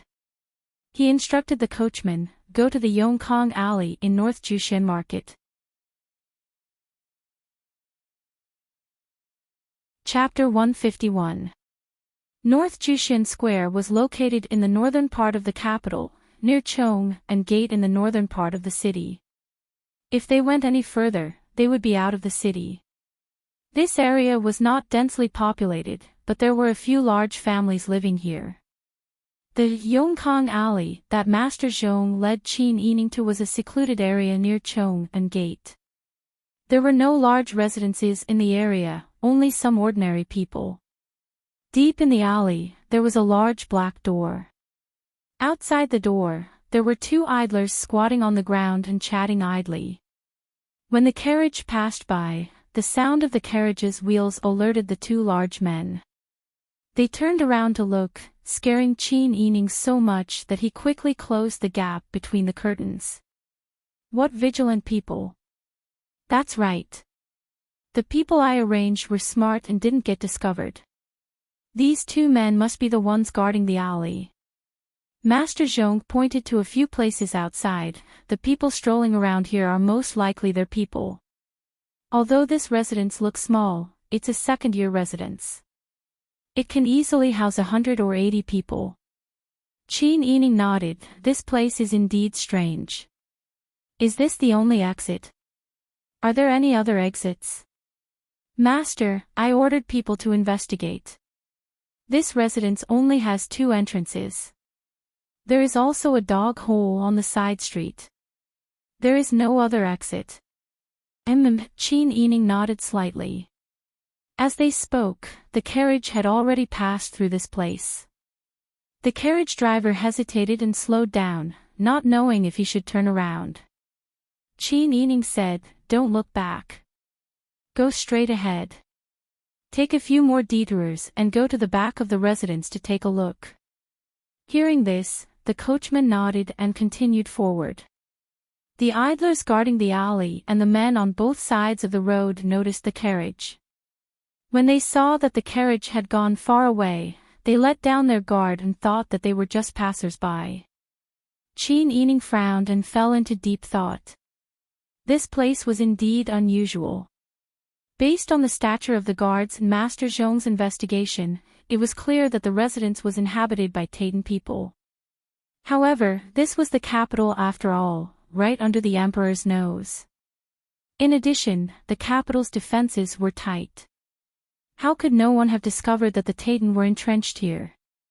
What's more, the Northern City Command Department of the Warden Office of the 5 cities was in the Northern City Jushan Square, and the Water Dragon Bureau of the Northern City was also here. These two were official government offices of the Imperial Court.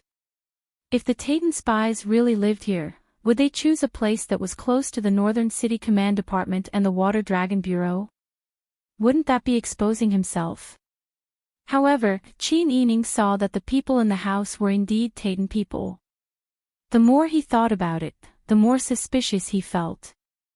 At this time, the carriage had already made a long detour and returned to the back door of the house. The back wall of this house was obviously higher than the houses on both sides. Sure enough, there was a back door, but unlike the front door, there wasn't a man guarding it. Perhaps they were following the example of the neighbors, but there wasn't anyone guarding the back door. If they had sent someone to guard the door, it would be obvious that they were hiding something. This house looks like an ordinary house, but the defenses are as tight as an iron bucket. It's impossible to investigate. Master Zhong sighed and said, "I originally wanted to send someone to investigate, but I was afraid of alerting the enemy. It's not good to expose ourselves before we succeed." Qin Yining nodded and said, "Indeed, it's impossible to forcefully investigate this place. Think about it, this house is so close to the government office. The warden office of the 5 cities is responsible for patrolling the city every day. How could they not know? If they knew and still allowed it, then there must be a deeper meaning." Master Zhong was a smart person. Before Qin Yining said half a sentence, he understood and his expression became serious. If that's the case, it's really not easy to investigate directly. Qin Yining nodded. For a moment, Qin Yining wanted to give up on investigating this matter. In any case, the Titan had assassinated the emperor. The emperor would naturally send elites to investigate. But with the clues in hand, if he didn't continue to investigate, it was hard to guarantee that there wouldn't be more trouble in the future. The Titan could assassinate Duchess Ding, her, and her father. Things wouldn't be so simple. Moreover, these people were still hiding in the capital and hadn't left. It meant that they had other missions. It was hard to guarantee that it wouldn't be the next assassination against her family. Thinking of this, Qin Yining gave up on the idea of retreating. Looking up, he happened to see a group of patrolling people from the warden office of the 5 cities passing by. Qin Yining recognized the leader. It was Su Mao, the commander of the East City of the 5 cities warden office. Although Qin Yining wondered why Su Mao would bring people to patrol the North City, he didn't think too much about it.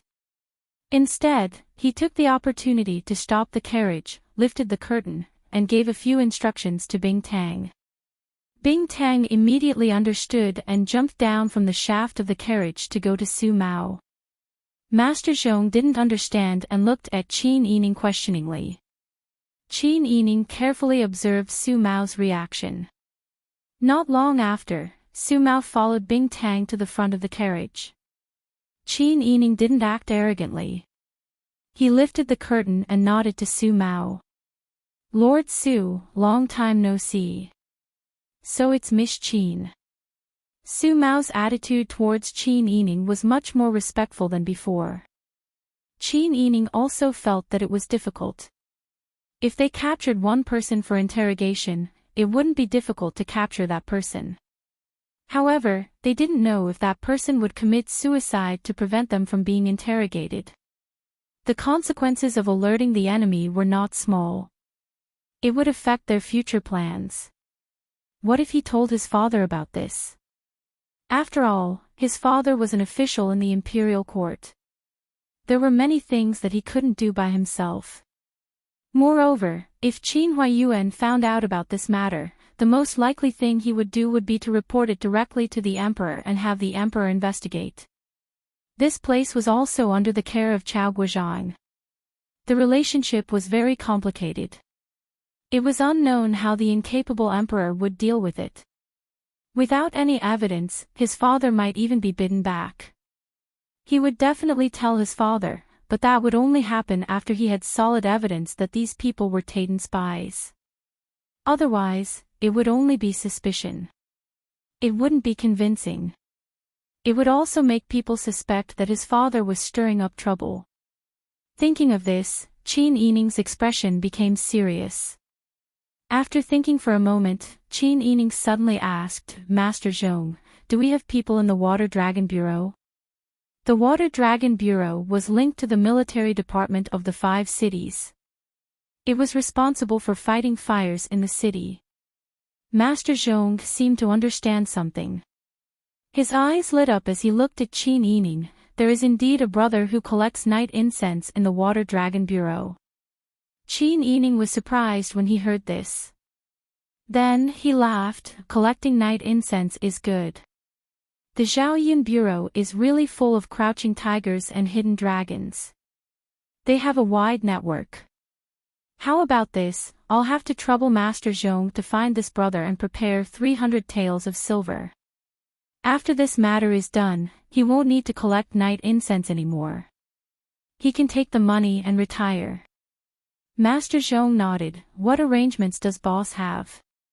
Qin Yining then asked Manager Zhong to come closer and whispered the plan to him. Master Zhong nodded repeatedly as he listened. Finally, he said with emotion, it's true that the voice of a young phoenix is clearer than that of an old phoenix. Boss is indeed the daughter of the wise Panin. In terms of scheming, this old man admires you. Qin Yining blushed from the praise. He said, Head shopkeeper, please don't say that. Everything I do depends on your help. It is my fortune that you are willing to help. What are you saying? If it weren't for boss, who knows what would happen to my entire family? This old man will naturally listen to boss's orders. Young lady, please don't worry. Just wait for a good show. Then I'll have to trouble Master Zhong to make arrangements. When the time comes, I'm afraid I won't be able to be there. I'll have to trouble Master Zhong to do everything according to my instructions. Master Zhong smiled and replied, Boss, please don't worry. This old man is very familiar with this kind of matter. Qin Yining nodded and returned to the Fu, relieved. In the following 2 days, there was no news from the outside. The Sun clan's health gradually improved. 2 days later, just as he woke up in the morning, Master Zhong sent a letter asking Qin Yining to check the accounts. Qin Yining hurriedly returned to the Sun clan. He brought Bing Tang, Song Lan, and Ji Yun to Master Zhong's home. Chapter 152. Boss's orders have been properly deployed. We'll take action tonight. Does boss want to go and see for yourself? Master Zhong's eyes flashed with excitement.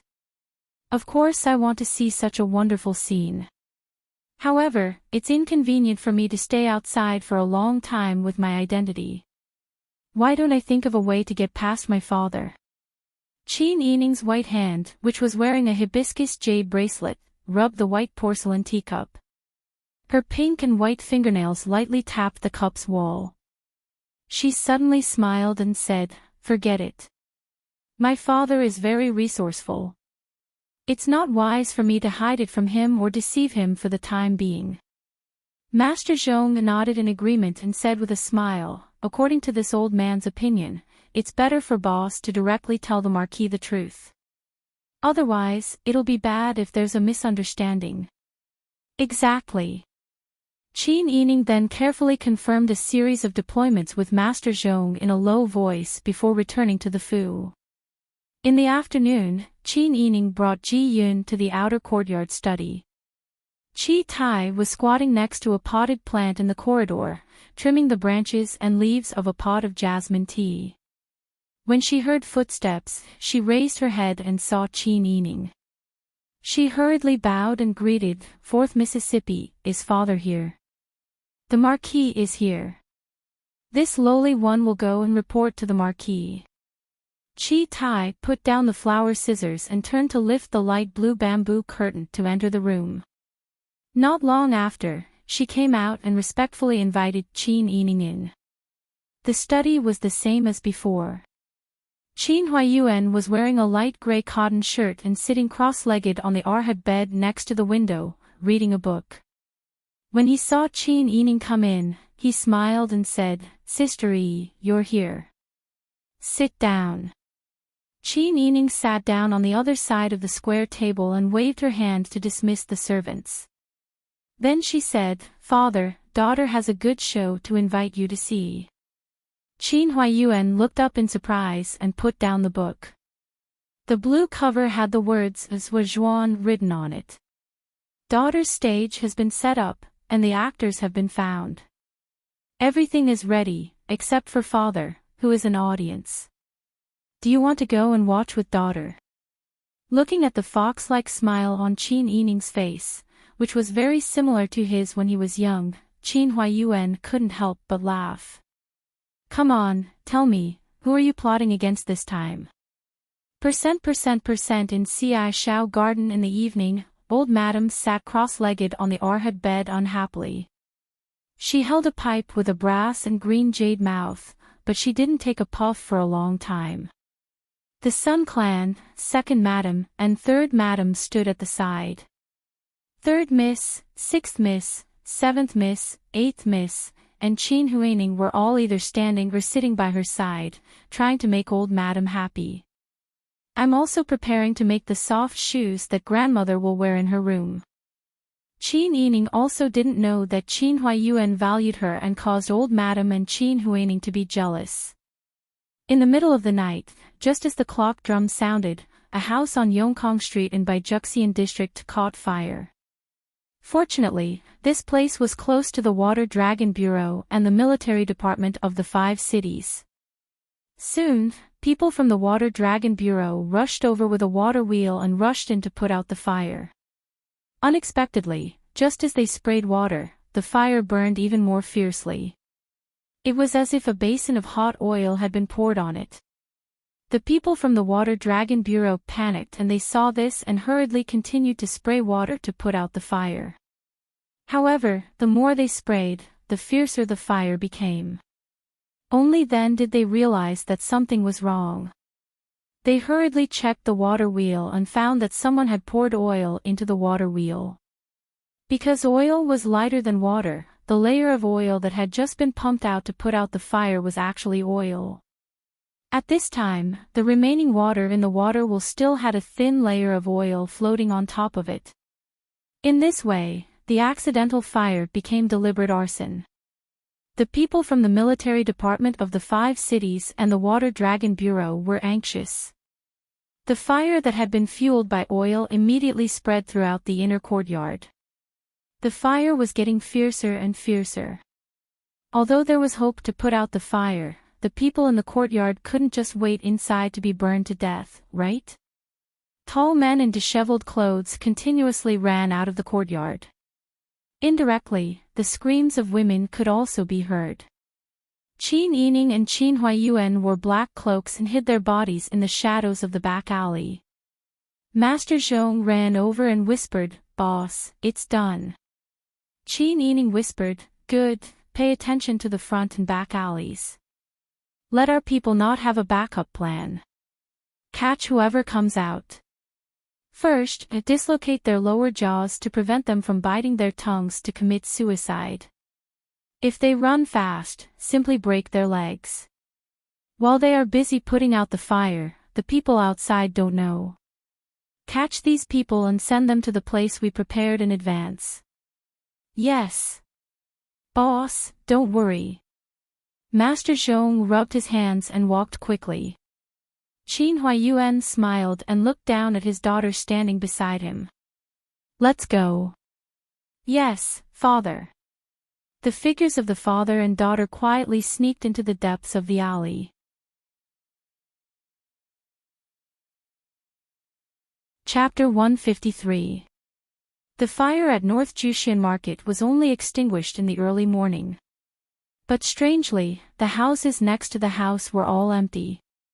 At most, only 1 or 2 people were left to look after the houses, so there were no casualties. What was even stranger was that there were only 4 people left in the house, and all of them were silent. The Water Dragon Bureau and the 5 cities warden's office had seen with their own eyes that no less than 30 men had run out of the house, but now they seemed to have disappeared overnight. Su Mao and the others faintly sensed that something was wrong, and hurriedly sent a message to Chao Guozhang. "Chao family." The servants in the outer courtyard were all sent to do other things by the housekeeper. The housekeeper stood in front of the courtyard door, and did not allow anyone to take half a step closer. Chao Guozhang's face was gloomy as he sat on a chair with a yellow rosewood official's hat. His thumb that was wearing a jade ring trembled slightly, revealing his anger. Sitting opposite him was a tall and voluptuous girl of 17 or 18 years of age with thick eyebrows and big eyes. The girl did not have an outstanding appearance, but her facial features were rather deep. She was wearing a bright red collar with peony flowers blooming on it, which set off her healthy, honey-colored skin. Her slightly curly long hair was tied into a bun. Although she was dressed like a lady from Great Yan's boudoir, she was emanating a stubborn and domineering aura from head to toe. She did not look like the delicate ladies of Great Yan. She was the Taiden Princess Nari. "Chao Guozhang. Didn't you say that the house was the safest place in the world, and that you had arranged everything around it? Why are there only 4 of my 30 Taiden warriors left, and the rest have all disappeared?" Nari furrowed her brows in anger. "Chao Guozhang, you must give this princess an explanation." Chao Guizhong laughed coldly. Princess, please calm down. This old man has indeed arranged all the security measures for the residence. I even spent a large sum of money to purchase several residences around the residence as cover. This old man has spent a lot of effort on this matter. Even if Princess Inari can't see it clearly, young Master Sichin should be able to see it clearly. Princess is so noisy, could it be that you have something against this old man? Sitting next to Inari, Sichin, who was dressed like a scholar, pursed his thin lips and did not reply. His handsome face revealed a hint of anger. Chao Guizhong continued, as for what happened this time, it's obvious that your subordinates were too stupid. Even if they were caught, it's because they exposed their whereabouts. At this time, Princess should be thinking about how to deal with the aftermath instead of yelling at this old man here, right? Inari was even more furious. He slammed the table. No matter how many arrangements you made, my warriors are all gone now. Back then, there were so many people from the Yen dynasty. We failed to assassinate you twice and lost so many warriors, but I was not angry. Our Titan warriors are all eagles of the grassland. Even if they die in battle, they will return to the embrace of Tingri. But now, because of your carelessness, so many warriors went missing before they could even draw their swords, and you still blame the warriors this princess brought for being stupid? Isn't it stupid? If they weren't stupid, why would the house catch fire in the middle of the night? How could they have panicked when they were retreating and ended up being wiped out? Princess Inari should be angry. If this old man had such useless subordinates, I'm afraid this old man would also be angry. I've long heard that you people in the Central Plains don't do practical things and only know how to talk. Today, this princess has seen it for myself. Compared to the princess's incompetence, this old man is a bit inferior. The princess's actions are treacherous, and this old man admits defeat. This old man gave the princess the spring painting garden out of goodwill, but I didn't expect the princess to give it to someone else. This old man hasn't even asked the princess what she meant by this, but the princess is already yelling in front of this old man. Seeing that Inari and Chao Guizhong were at loggerheads, and even implicated the Titan and Dezhou, Sichin hurriedly tried to smooth things over. Chao Guizhong, please don't take it to heart. Her Highness is only concerned about the lives of these warriors. There is still a long way to go for cooperation in the future, so there's no need to hurt our relationship because of this. Chao Guizhong is right, the most important thing right now is to think about how to deal with the aftermath. Inari had accumulated a bellyful of anger and had nowhere to vent it, but after hearing Sichin's words, it miraculously calmed down. Although its face was still full of anger, it didn't continue to speak rudely. Chao Guizhong's gaze shifted between Inari and Sichin, and his expression softened slightly. These people wouldn't have disappeared for no reason.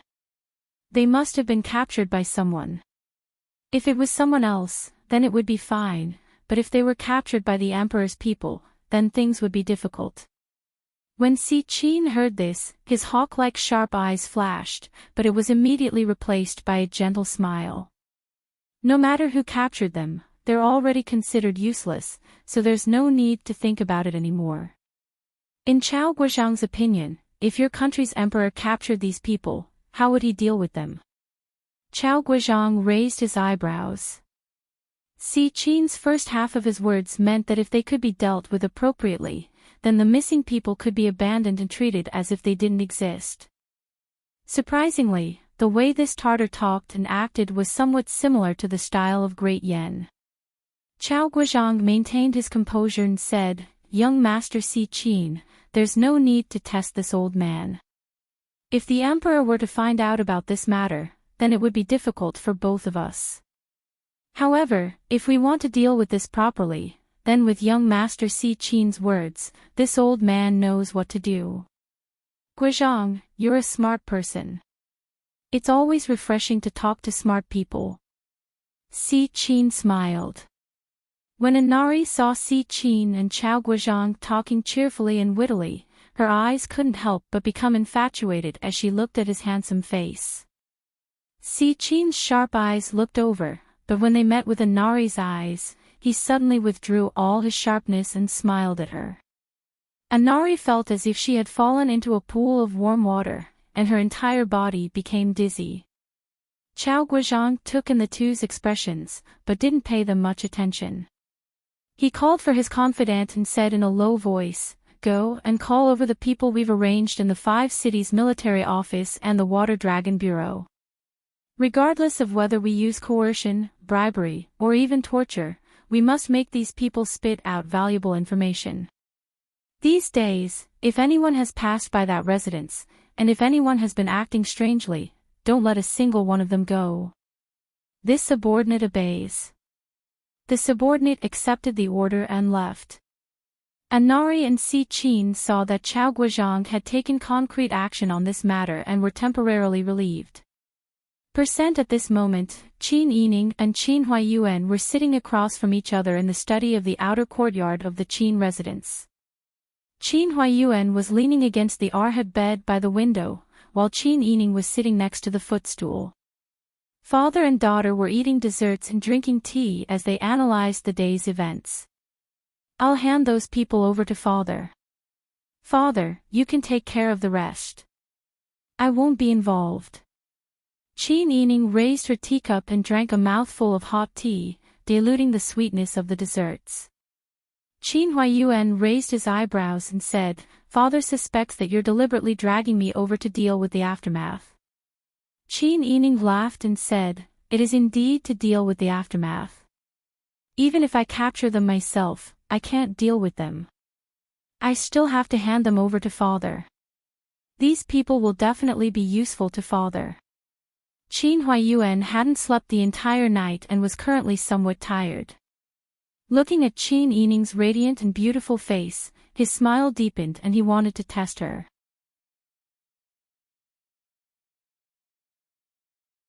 Chapter 154. Daughter handed him over to Father precisely because I didn't want to be involved in this troublesome matter. Father, you're asking daughter instead. Qin Yining pretended not to comply, then smiled mischievously. Does Father intend to test daughter? If daughter answers well, will there be a reward? Qin Huaiyuan was amused by her rare mischievousness.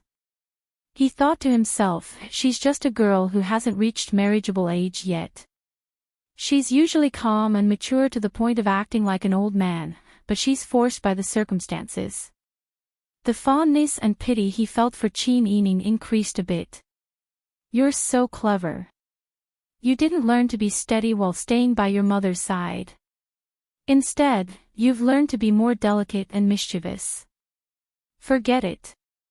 If you answer well, Father still has a top-notch inkstone as a reward. How about it? Many thanks, Father. Qin Yining smiled when she heard this. She patted the crumbs off her hands, wiped them clean, and took a sip of tea. Only then did she say, daughter thinks that there are 3 ways to deal with this matter, the best, the middle, and the worst.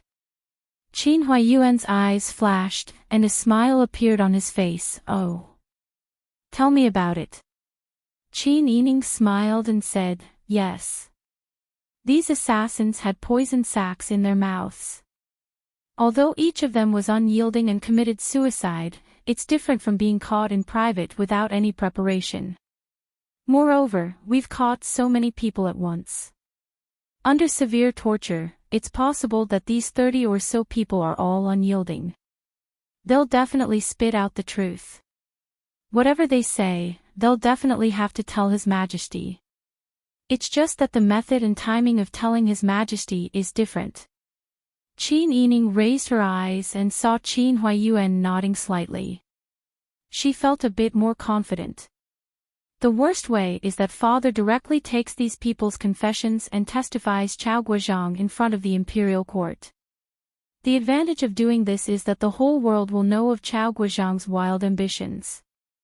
His Majesty is committed to the peace talks, but Chao Guizhong actually colluded with the Titan to destroy the peace talks. For His Majesty, his intentions are worthy of death. But if we do this, it's impossible to predict how things will develop in the future, Qin Huaiyuan said. Exactly. Qin Yining nodded, because we don't know what His Majesty thinks about Guizhong Chao, this method is too risky. If His Majesty favors Guizhong Chao, father will suffer a backlash. That's why daughter said that this method is a bad one. Yes. What you said makes sense. Qin Huaiyuan relaxed and leaned against the big pillow behind him. He said with a smile, what about the middle plan? The middle plan was that father privately went back to His Majesty and asked His Majesty's intentions towards Guizhong Chao. If His Majesty wanted to seize the opportunity to take down Guizhong Chao, then you would be His Majesty's sharp blade. If His Majesty wanted to keep it a secret, then you would just pretend that you didn't know about it. This is better than catching His Majesty off guard in public. When Qin Yining said this, she frowned and thought for a moment. Then she said, however, this method also has its drawbacks. Although we know His Majesty's intentions in advance, it's hard to guarantee that His Majesty won't go back on his word or be influenced by outside forces to suddenly change his mind. Therefore, father will easily become a target and will have to bear the consequences of this. Moreover, Guizhong Chao's henchmen are all over the court and have deep roots. Although father is already the Grand Preceptor, he still can't compete with him. The consequences of becoming Guizhong Chao's target can be imagined. Also, Empress Chao has lived in the palace for a long time. It's hard to guarantee that there won't be spies by His Majesty's side. If their people know about the conversation between father and His Majesty in advance, this plan will also be ruined. The more Qin Yining said, the more she felt that this method was dangerous. Her expression also became serious. If I can't escape unscathed because of His Majesty's loyalty, then it's a loss. Therefore, this middle plan is also not appropriate. Qin Huaiyuan saw that Qin Yining's analysis was thorough. She was clearly a young girl, but her comprehensive thinking was not inferior to those who had been immersed in the court for a long time. At this time, Qin Huaiyuan liked his daughter even more. He also lamented that she wasn't a son. If she was a boy, then he, Qin Huaiyuan, wouldn't have to worry about not having a successor. Qin Huaiyuan sighed and said, your analysis is very thorough. Father believes that the best plan most people can think of is to privately discuss this matter with His Majesty. However, there is a risk. After all, no one can predict a sudden change. Being praised by her father like this, Qin Yining blushed with embarrassment and joy. Her charming face flushed red and her eyes sparkled. Father praises me too much. I still have a better plan, but I think that with father's intelligence, you've already thought of it. Why don't we write it down together and see if we can think of the same thing? Qin Huaiyuan laughed, you little girl. All right, go and get a brush and paper. Qin Yining nodded and went to the large black painting table to grind the ink. She took a purple brush and dipped it in the thick ink. Then she took a piece of paper and handed it to Qin Huaiyuan. She took another piece of paper, turned her back to Qin Huaiyuan, and began to write on the painting table. For a moment, the only sounds in the room were the rustling of the brush on the paper and the swaying of the string of pearls on Qin Yining's head. The faint fragrance of the ink mixed with the fragrance of tea and pastries. The atmosphere was particularly peaceful and tranquil. After Qin Yining finished writing, Qin Huaiyuan also put down his brush. The two of them put the two pieces of paper together.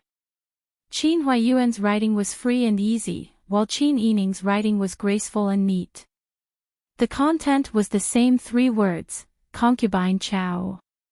A sense of tacit understanding arose spontaneously in the hearts of the father and daughter. For a moment, Qin Huaiyuan felt that even if this person wasn't a boy, they were still his own flesh and blood, and his own daughter. It didn't matter if they were a boy or a girl. With her intelligence, she could still be his successor. Qin Yining smiled as she took the paper from Qin Huayuan's hand and threw the 2 pieces of paper into the charcoal brazier on the ground. The sparks flickered and the paper quickly curled up and turned into ashes. Give it to her and let her report to the emperor. Not only can we sell her a favor, but we can also clean up our family. Whether or not we deal with Chao Guo will depend on the emperor and Madame Chao. In any case, we didn't catch them, so we don't know anything. Qin Yining smiled slyly and said, the emperor has been tracking down the assassin for a long time. The silver-masked secret agents naturally have this mission as well. They are called secret agents. If they don't even have the ability to catch someone, where will they put their face? Madame Chao isn't a muddle-headed person. She will definitely take credit for this and bear all the risks for us. Clever. Qin Huayuan's index finger scratched the tip of Qin Yining's nose. Aren't you afraid that concubine Chao won't agree? She is the emperor's secret agent. She was ordered to catch the assassin. Now that there is a clue, how could she refuse? Besides, even if she has the heart to refuse, as long as father personally tells her, she will definitely agree. When Qin Huayuan heard this, his expression became a bit awkward. He coughed and said, little girl, you're full of nonsense. Seeing that you've helped father a lot, I'll take that Fang Shi Yen as your reward. Qin Yining smiled happily, thank you, father. Father, quickly show it to me. Qin Huayuan was amused by her and laughed loudly, what's the hurry? Do you think father will renege on a debt? Qin Huai went down to the ground and called for Qi Tai to come in, go find the Shi inkstone that I just got a few days ago and deliver it to the 4th Mississippi. Oh, that's right, also deliver that small box and brush to the 4th Mississippi. Qi Tai nodded repeatedly and went to get the things with a smile. Qin Yining giggled, thank you, father. I didn't sleep last night and father must be tired. Why don't we go back together? You can go back to Xingning Garden to catch up on sleep. I'll also go back to the master's study to wait for my Fang Shi Yen and brush. Qin Huayuan was in a good mood. He casually put on a robe with large sleeves and said, let's go. Father will take you to pay respects to the old madam first. Then we'll go separately to catch up on sleep. Qin Yining couldn't help but be moved by Qin Huayuan's attentiveness. Qin Yining naturally knew that Qin Huayuan hadn't gone to see the old madam for many days. Ever since the snuff bottle incident, Qin Huayuan had been cold to the old madam. Qin Huayuan naturally knew that the snuff bottle incident wasn't true and that Qin Yining had deliberately scared the old madam. However, Qin Huayuan still used his coldness to show his attitude in front of the old madam. He was telling the old madam that Qin Yining and the Sun clan were people that Qin Huayuan cared about. This really couldn't help but make Qin Yining feel moved. When he first returned home, Qin Yining felt that his father was easygoing on the surface but cold on the inside. However, after getting along with him for a long time, Qin Yining naturally knew that his father was good to him. Thinking about it, this kind of person who was resourceful and resourceful wasn't easy to make friends with. However, after making friends with him, he wouldn't easily alienate him. Qi Tai found an inkstone and a box of brushes and gave them to Ji Yun. Qin Yining took Ji Yun and followed Qin Huayuan all the way to the inner residence. Who knew that as soon as they entered the Chuihua gate, they heard what seemed to be a woman's cries and shouts from Ci Shao Garden not far away. Qin Huayuan's expression changed, and he hurriedly walked over. Qin Yining also felt that something was amiss. He called Ji Yun and quickly followed behind Qin Huayuan. The closer they got to Ci Shao Garden, the more obvious the cries and shouts became. Qin Yining was alarmed when he heard it. The people who were shouts and shouts were actually from the Sun clan. The one who was crying and begging for mercy seemed to be Qin Huayuan.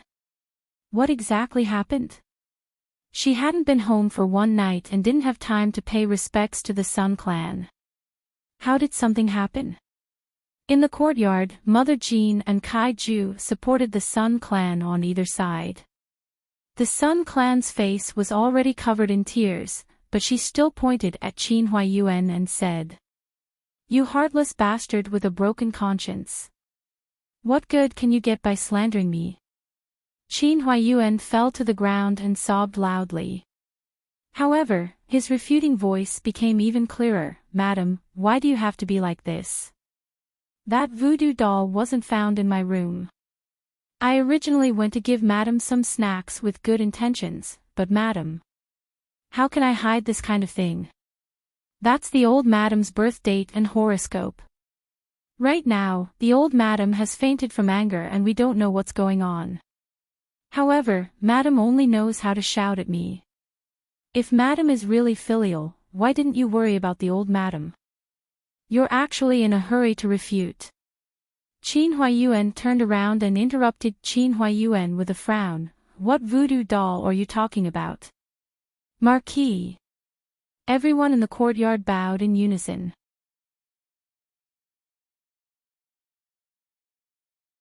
Chapter 155. The Sun clan was angry and anxious.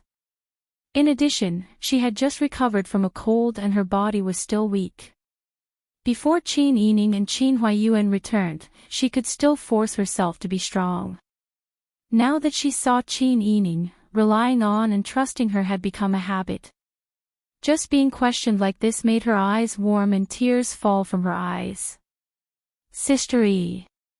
Qin Yining hurriedly took out a handkerchief to wipe the Sun clan's tears. She then asked Mother Jean, "What exactly happened?" When Mother Jean saw that Qin Yining and Qin Huaiyuan had returned, her hanging heart finally relaxed. She said, "This morning, Miss Huining brought rice porridge and side dishes that she personally cooked to serve Furen breakfast." Furen remembered their previous mother-daughter relationship and allowed her to bring a maidservant in. However, who knew that when Miss Huining brought along a maidservant to help Kaiju tidy up the bedding and cushions, she suddenly found a voodoo doll under the Arhat bed. That doll had needles inserted into it, and old Madam's birth characters were written on it. Miss Huining cried and took that doll to complain to old Madam. At this point, Mother Jean looked at Qin Huining with eyes full of resentment. This servant had already told Furen that this was an ungrateful wretch who turned hostile and refused to recognize her. However, Furen still remembered their many years of mother-daughter relationship and actually let her in. When Furen was about to be beheaded, she didn't show any concern for her. When Furen was bedridden, she didn't attend to her. Yet, she came to deliver breakfast for no reason. In the end, this kind of thing happened. She clearly deliberately framed Furen. At this time, Qin Huining was already kneeling in front of Qin Huaiyuan. She cried, "Father, please understand. What reason do I have to harm Mother? Even if I'm not Mother's biological daughter, I'm still the daughter of the eldest branch. Even if Mother is biased towards Sister Yi, I still have enough to eat and wear. I have no reason to harm Furen. Moreover, Father, do you think I'm that stupid? You've just brought people over, and you're already asking my people to frame you. Isn't this just putting a bucket of shit on your head? Father, please believe me. I'm not that stupid." Qin Huining's teary eyes were full of grievance and innocence. Her fingers gripped the hem of Qin Huaiyuan's robe. She was clearly sobbing, but she forced herself to calm down. Her appearance was truly pitiful and made people feel pity for her. Qin Huaiyuan frowned and pulled away the hem of his robe that had been pulled by Qin Huining. He quickly walked up the stairs and asked, "How is old Madam? Have you called for a doctor?" Ji Xiang said, "A doctor has been invited just now." Miss Bing Tang, who is by fourth young Mrs. side, also came to take a look at old Madam. She said that old Madam is old and her anger has attacked her heart. There are no major problems. Only then did Qin Huaiyuan feel relieved. He quickly walked to the inner chamber to see the old madam. Qin Yining also helped Sun Clan into the room and said, "Mother, don't worry. Leave everything to your daughter." Sun Clan nodded. After feeling wronged, there was only anger left. "I'm really stupid. She doesn't recognize me as her mother at all. She already recognized me as her foster mother after Madame Chow entered the family. However, I still thought that since we've been mother and daughter for 14 years, no matter how unfilial she is, there are still some feelings between us. Who knew that she would harm me like this?" Sun Clan's words were filled with anger and sadness. Second madam and third madam were also mothers. After hearing her words, they felt a chill run down their spines when they thought that the child they raised would use witchcraft to harm them.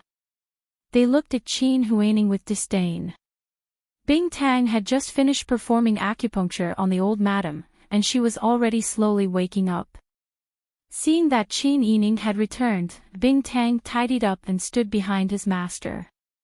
The old madam stared at the people surrounding the bed in a daze for a long time.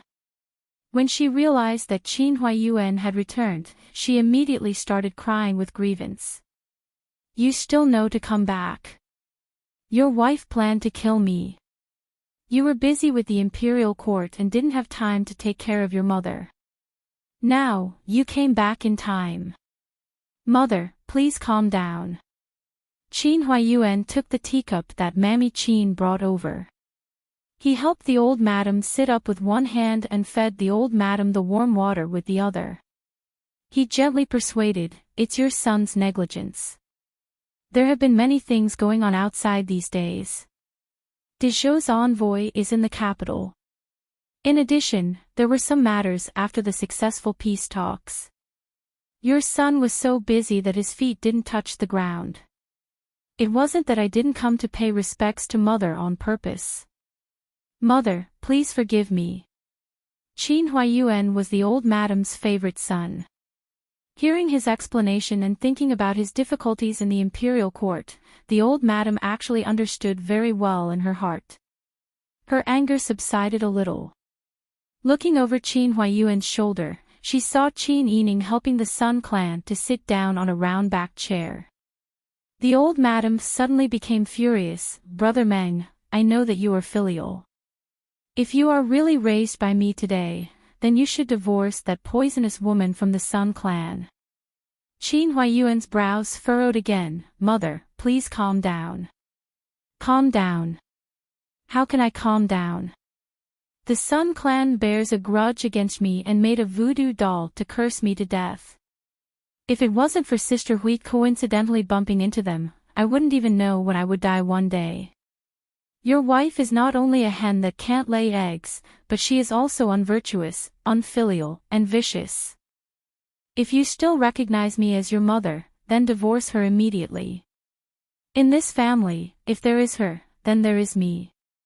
If there is me, then there is her." The old madam roared until her face and ears turned red. She couldn't help but slap the edge of the bed. The gold-studded jadeite ring on her finger knocked against the wooden edge of the bed, making a loud noise that made people's hearts tighten. When the Sun Clan heard the old madam's heartless words, tears fell down again. She sat on the round-backed chair and only felt that her hands were numb. Her vision darkened. She weakly leaned on Qin Yining, who was standing beside her, and sobbed uncontrollably. When did she, Sun Haihan, fall to such a state and be forced into such a situation by her mother-in-law, who used to curry favor with her? Her maternal family had indeed fallen and had no value to the old madam. However, when the family Qin got involved in this marriage, did her father and brothers help to Qin Huaiyuan disappear? Even if she was an actress or a whore, she wouldn't be as heartless as the old madam. Fortunately, Qin Huaining was the granddaughter that the old madam was most proud of in the past. Now, it seemed that many of Qin Huaining's selfish economic knowledge were the same as the old madam's. She was really a failure. She couldn't teach a good daughter and couldn't win the hearts of others. Qin Yining saw that the Sun Clan's face was getting uglier and uglier. Her fingers were cramping from crying. He was so scared that he hurriedly called for Bing Tang, "Quickly take a look at my mother." Bing Tang hurriedly held the Sun Clan's hand and pressed on her acupuncture points. "Furen's heart is being attacked by anger. Her heart palpitations are acting up." Qin Yining's good mood from accomplishing a big thing disappeared without a trace. No matter who it was, seeing their mother being bullied to this extent, they wouldn't leave it at that. She knew that her father must have a way to persuade the old madam. However, this temporary peace obtained by persuasion only made people more suffocated. Qin Yining gritted his teeth and looked at Qin Huaining. When everyone was unprepared, he pounced forward and punched Qin Huaining in the eye. "Ah!" Qin Huaining screamed in pain. Before everyone could react, Qin Yining had already grabbed Qin Huaining's collar and pressed him to the ground. He didn't care about his image and started punching and kicking him. At this moment, Qin Yining only had one thought in his mind. Kill this ungrateful dog.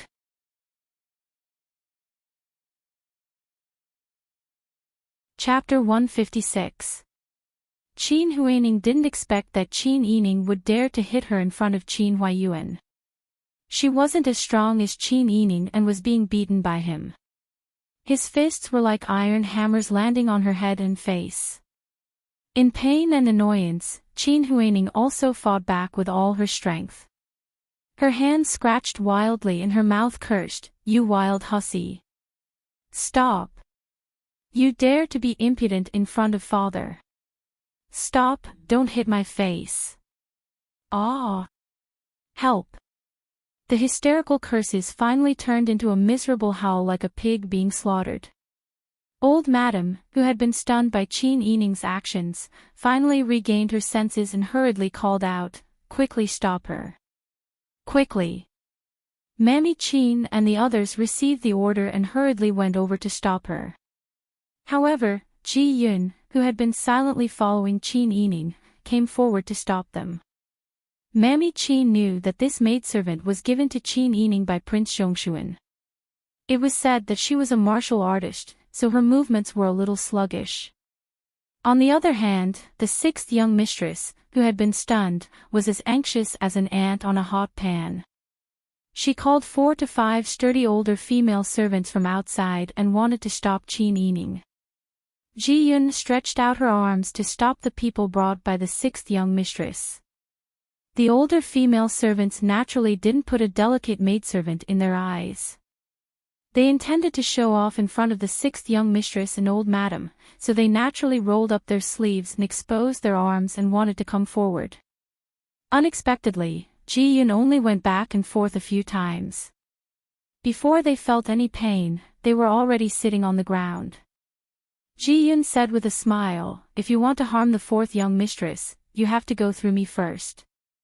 Who wanted to harm the fourth young mistress? It was clearly the fourth young mistress who wanted to kill someone. The older female servants hesitated and didn't dare to go forward. Qin Yining grabbed Qin Huaining's hair with his left hand and pressed his knee against her back, pinning her to the ground. Qin Huaining found it hard to breathe from the pressure. He raised his neck with all his might and tried to pry Qin Yining's hands away with both hands. His face, which was full of bruises, was revealed. Old Madam saw that her people were all stopped by Ji Yun. Qin Huaining was about to be beaten to death by Qin Yining. However, the people at the side were like wooden blocks and couldn't stop her. She was so angry that she pounded the edge of the bed. "Stop, you wild hussy, stop. Are you not going to listen to me anymore? Old Madam, don't forget about the snuff bottle. Don't forget how you bullied my mother. Anyway, I'm just a cheap life. At worst, we'll just reveal the truth and fight to the death." When Old Madam heard about the snuff bottle, she was so frightened that she didn't dare to open her mouth. When she met Qin Yining's knife-like gaze, the hair on her back stood on end. Old Madam immediately pulled Qin Huaiyuan's arm. "She's your daughter. Why don't you take care of her? Are you just going to let her kill people here? Qin Huaiyuan also felt that Qin Yining's actions weren't very good. He even used the fact that Qin Yining fabricated the snuff bottle to threaten old madam. Old madam was helpless, so he said, Sister Yi, stop. Daughter naturally has to listen to father's words. Daughter will say a few more words. Qin Yining grabbed Qin Huaining's hair and pulled it up. Qin Huaining immediately screamed and leaned her neck back. She was forced to meet Qin Yining's expression, which looked like he wanted to eat her. She was so frightened that her heart turned cold. Qin Huaining, I told you not to try to hurt my mother. Did you forget? I. Qin Huaining was so frightened that her voice trembled. She couldn't say a single word. She knew that Qin Yining would kill her. He would definitely kill her. What's going on with that voodoo doll? You want to say it now, but I don't want to hear it. That doll's cloth, what was stuffed inside, what kind of needle and thread was used, what kind of ink was used to draw the birth characters, and even the font. There are discrepancies in the contents of the birth characters. There are so many clues that can be investigated. I believe that father and old madam will definitely investigate it thoroughly. Even if you don't say anything, they will still find out who did it. Qin Huaining's body trembled, and her teeth began to chatter. Qin Yining leaned close to her ear and said, If you don't cherish your fortune, I will send you to the place you belong. Don't you feel that you have too little and aren't satisfied? I will send you back to your biological parents and leave you with nothing. Qin Huaining suddenly widened her eyes and stared at Qin Yining in horror. Qin Yining sneered and said, Don't worry, I won't kill you. If I kill you, it will dirty my hands and dirty my family Qin's place. It will be too easy for you. I still want to keep you and let you enjoy your life.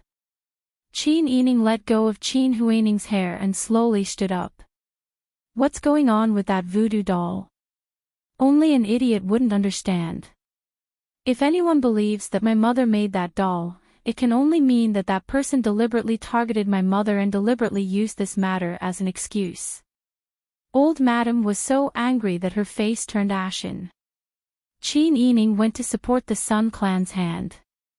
He was no longer as ruthless as a yiksha when he beat people up.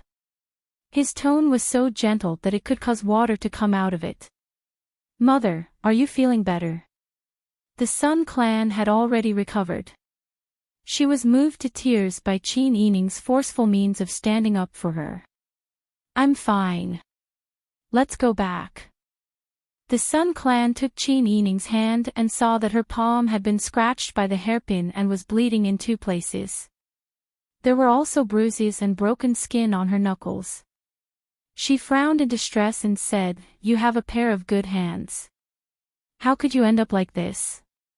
This is nothing. I met a wolf in the mountains.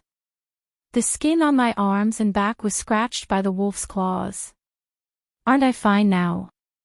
Qin Yining said it casually, but Qin Huaining, who was lying on the ground, trembled even more violently.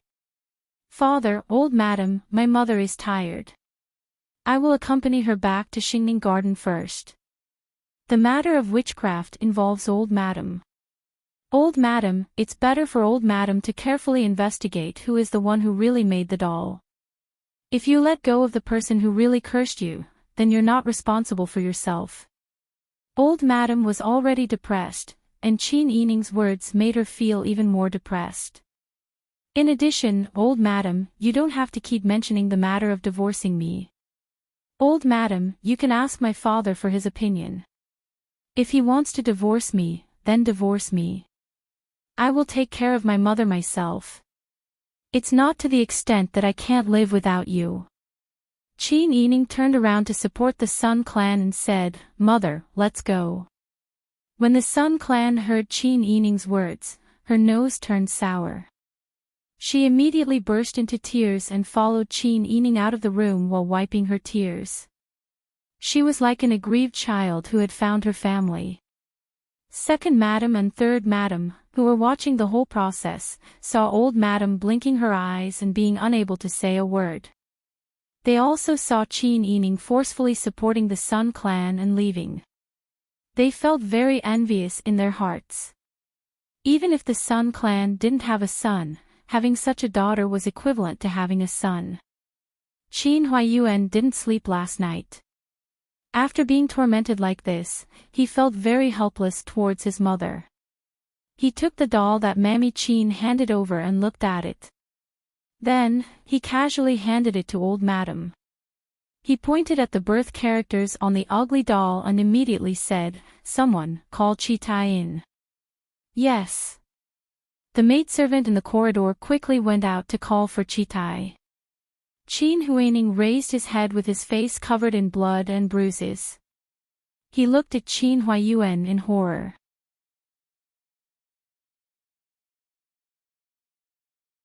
Chapter 157.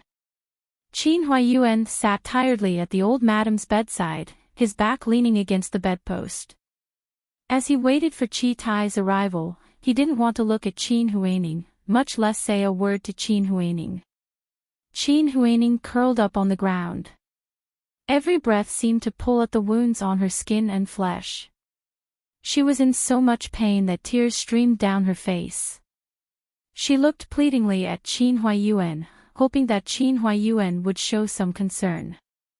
However, Qin Huaiyuan didn't say a word. On the side, second madam, third madam, and the young ladies of the second and third branches were all silent out of fear when they saw this situation. They wanted to leave, but they were afraid of offending the old madam. If they didn't leave, they felt that it wasn't wise to get involved in the eldest branch's rotten debt. While they were in a dilemma, a maidservant came back and forth from the corridor. "Marquis, Chi-Tai is here. Let him in." Qin Huaiyuan stood up and walked to the screen with his hands behind his back. After Chi-Tai entered, he didn't go to the inner room. Instead, he stood outside the screen with his head down and listened to orders. "Marquis. N. There are 3 things. First, tidy up my manor in the suburbs and order people to guard it strictly. Huaining's daughter is infected with an epidemic. Send all of Snow Pear Courtyard's master and servants to quarantine. No one is allowed to visit without my permission. Second, investigate the origin of the voodoo doll. Once it's confirmed who did it and how they framed it, there's no need to come back to me. Directly chop off their hands and send them to the authorities. Third, contact the Health Preservation Hall. Continue to investigate the matter that was put on hold." "Yes." Chi-Tai swiftly responded and turned to leave. The room was silent. Everyone looked at Qin Huaiyuan and Qin Huaining with complicated and difficult to distinguish expressions. As soon as Qin Huaining heard Qin Huaiyuan's first sentence, her body was already trembling like a leaf in the wind. When she heard the last sentence from the Health Preservation Hall, she was already sweating like rain. "Father, father." She thought she was shouting very loudly, but her voice was like a mosquito's buzzing. She could only tremble as she grabbed Qin Huaiyuan's robe. "Father, I'm your daughter, the daughter you've raised for 14 years. Now that you've found Qin Yining, why don't you care about me anymore? I have not contracted any disease, so why do you want to send me to the farmstead to avoid the disease? I won't go, I won't go. If I go, I won't come back. I won't go." Qin Huaiyuan looked down at Qin Huaining. His voice was so calm that it didn't seem to contain any anger. "Sister Hui, you really disappoint me." Qin Huaining abruptly raised his head and met Qin Huaiyuan's serene face, his eyes as deep as the ocean. For a moment, she only felt that everything about her had been seen through. It was as if she had been stripped naked and paraded on the streets. "I didn't. I was framed. I didn't make the doll, it wasn't me. Although you're not my daughter, you've grown up in front of me for 15 years. I understand your character. There's no need for you to quibble now. Since you feel that my family Qin has treated you badly and unfairly, then you should leave the family Qin. Since you feel that my wife isn't worthy of being your mother, then you shouldn't call me father in the future. As for the person who made the voodoo doll, it better not be you. If it was you, I'm afraid that you'll lose your hands in the future, and your life will be very difficult. Qin Huayuan's announcement came out of nowhere. Although his voice was as calm as water, it still formed a perilous wave in Qin Huaining's life. All the honor and glory that she had piled up and hidden in the past were washed away. Qin Huaining suddenly realized how stupid she had been. In the face of Qin Huayuan's absolute authority, everything that she had managed was nothing more than a fortress made of sand. While she was feeling complacent, others could destroy it at any time with a single wave. Father, I was wrong. I know I was wrong. I didn't feel that the family Qin had treated me badly. I just couldn't accept. You couldn't accept it. You were jealous. You felt that Sister Yi had taken everything away from you, right? Qin Huayuan asked gently. Qin Huaining was speechless for a moment. Qin Huayuan said, "You were indeed innocent when you were brought here, but do you know what your original family was like?" Qin Huaining was sweating profusely. Sure enough, they had found her original family a long time ago. Otherwise, Qin Yining wouldn't have been so certain just now. Did they want to send her away a long time ago? You took Sister Yi's position and enjoyed 14 years of wealth, yet you feel that you're innocent. The one who was truly innocent was Sister Yi. She was the one who had her happy life taken away from her. You were the one who was saved from trouble. You were very smart, but you were too smart and too selfish. You only felt that you were innocent when you were brought here, but you didn't think that the wealth you received in my family Qin was compensation from the heavens. Father, I was wrong. Don't send me away. Since you call my wife Madam, then you can call me Marquis. Qin Huayuan said, my family Qin has treated you well, yet you don't know how to be grateful. You don't remember your mother's kindness in raising you. It's really disappointing. You can go to the farmstead and stay there for a while. When the matter of the voodoo doll is resolved, I will let you meet your biological parents. Don't you feel that the family Qin has been hard on you? At that time, if you want to go back to your own family, then you can go back. After Qin Huayuan finished speaking, he took out the robe that was tightly held by Qin Huaining. He cupped his hands towards the matriarch and said, Mother, your son hasn't slept all night. I'm going to sleep for a while. The matriarch had already been shocked to the extreme by Qin Huayuan's words. After listening carefully, she felt that his words were reasonable. Although she didn't like Qin Yining, because she was too smart and hard to control. However, she deeply abhorred Qin Huaining's ingratitude. Listening to Qin Huayuan's meaning, he planned to send Qin Huaining away. The matriarch frowned as she looked at the person lying on the ground and crying bitterly. Thinking that this granddaughter had been by her side since she was young, she couldn't bear it. Mengguber, let's postpone the matter of Yangxingho. Qin Huaining only cared about crying. When he heard the matriarch's words, he suddenly remembered that his grandmother could suppress his father. For a moment, his heart was full of hope. He rolled and crawled to the front of the bed and continuously kowtowed to the matriarch. Grandmother, save me. I don't have an epidemic disease. I won't go to the farmstead. Grandmother, I didn't make a doll to harm you. I'm innocent. The matriarch rubbed her aching forehead. Qin Huayuan had already taken a step forward and said, the matter of avoiding the disease must be done. I can't tolerate a disorderly child being raised at home. As for the matter of voodoo, if someone really intends to harm the matriarch, I definitely won't tolerate it. Let's leave it like this. Under Qin Huayuan's unyielding decision, the matriarch didn't have any leeway to refute. When she thought that Qin Huining might really make a voodoo doll to harm her in order to harm the Sun clan and Qin Yining, the matriarch's heart felt cold. Forget it. Let's do as the Marquis says. The matriarch said in a clear voice, Lujuan, take some people to help Huining tidy up. Mammy Qin secretly sighed in relief and smiled in response, yes. Finally, this shit-stirrer was sent away. They, the servants, could also live some peaceful days. Qin Huining stood up with the help of the servants. His legs were as soft as noodles. The people from the second branch and third branch, including the sixth young miss, who was usually the closest to Qin Huining, couldn't intervene in the matriarch's matter at this time. Qin Yining and the Sun clan were in Xingning Garden. When they heard that people from Shuoli Courtyard had been sent to the farmstead, they were truly shocked.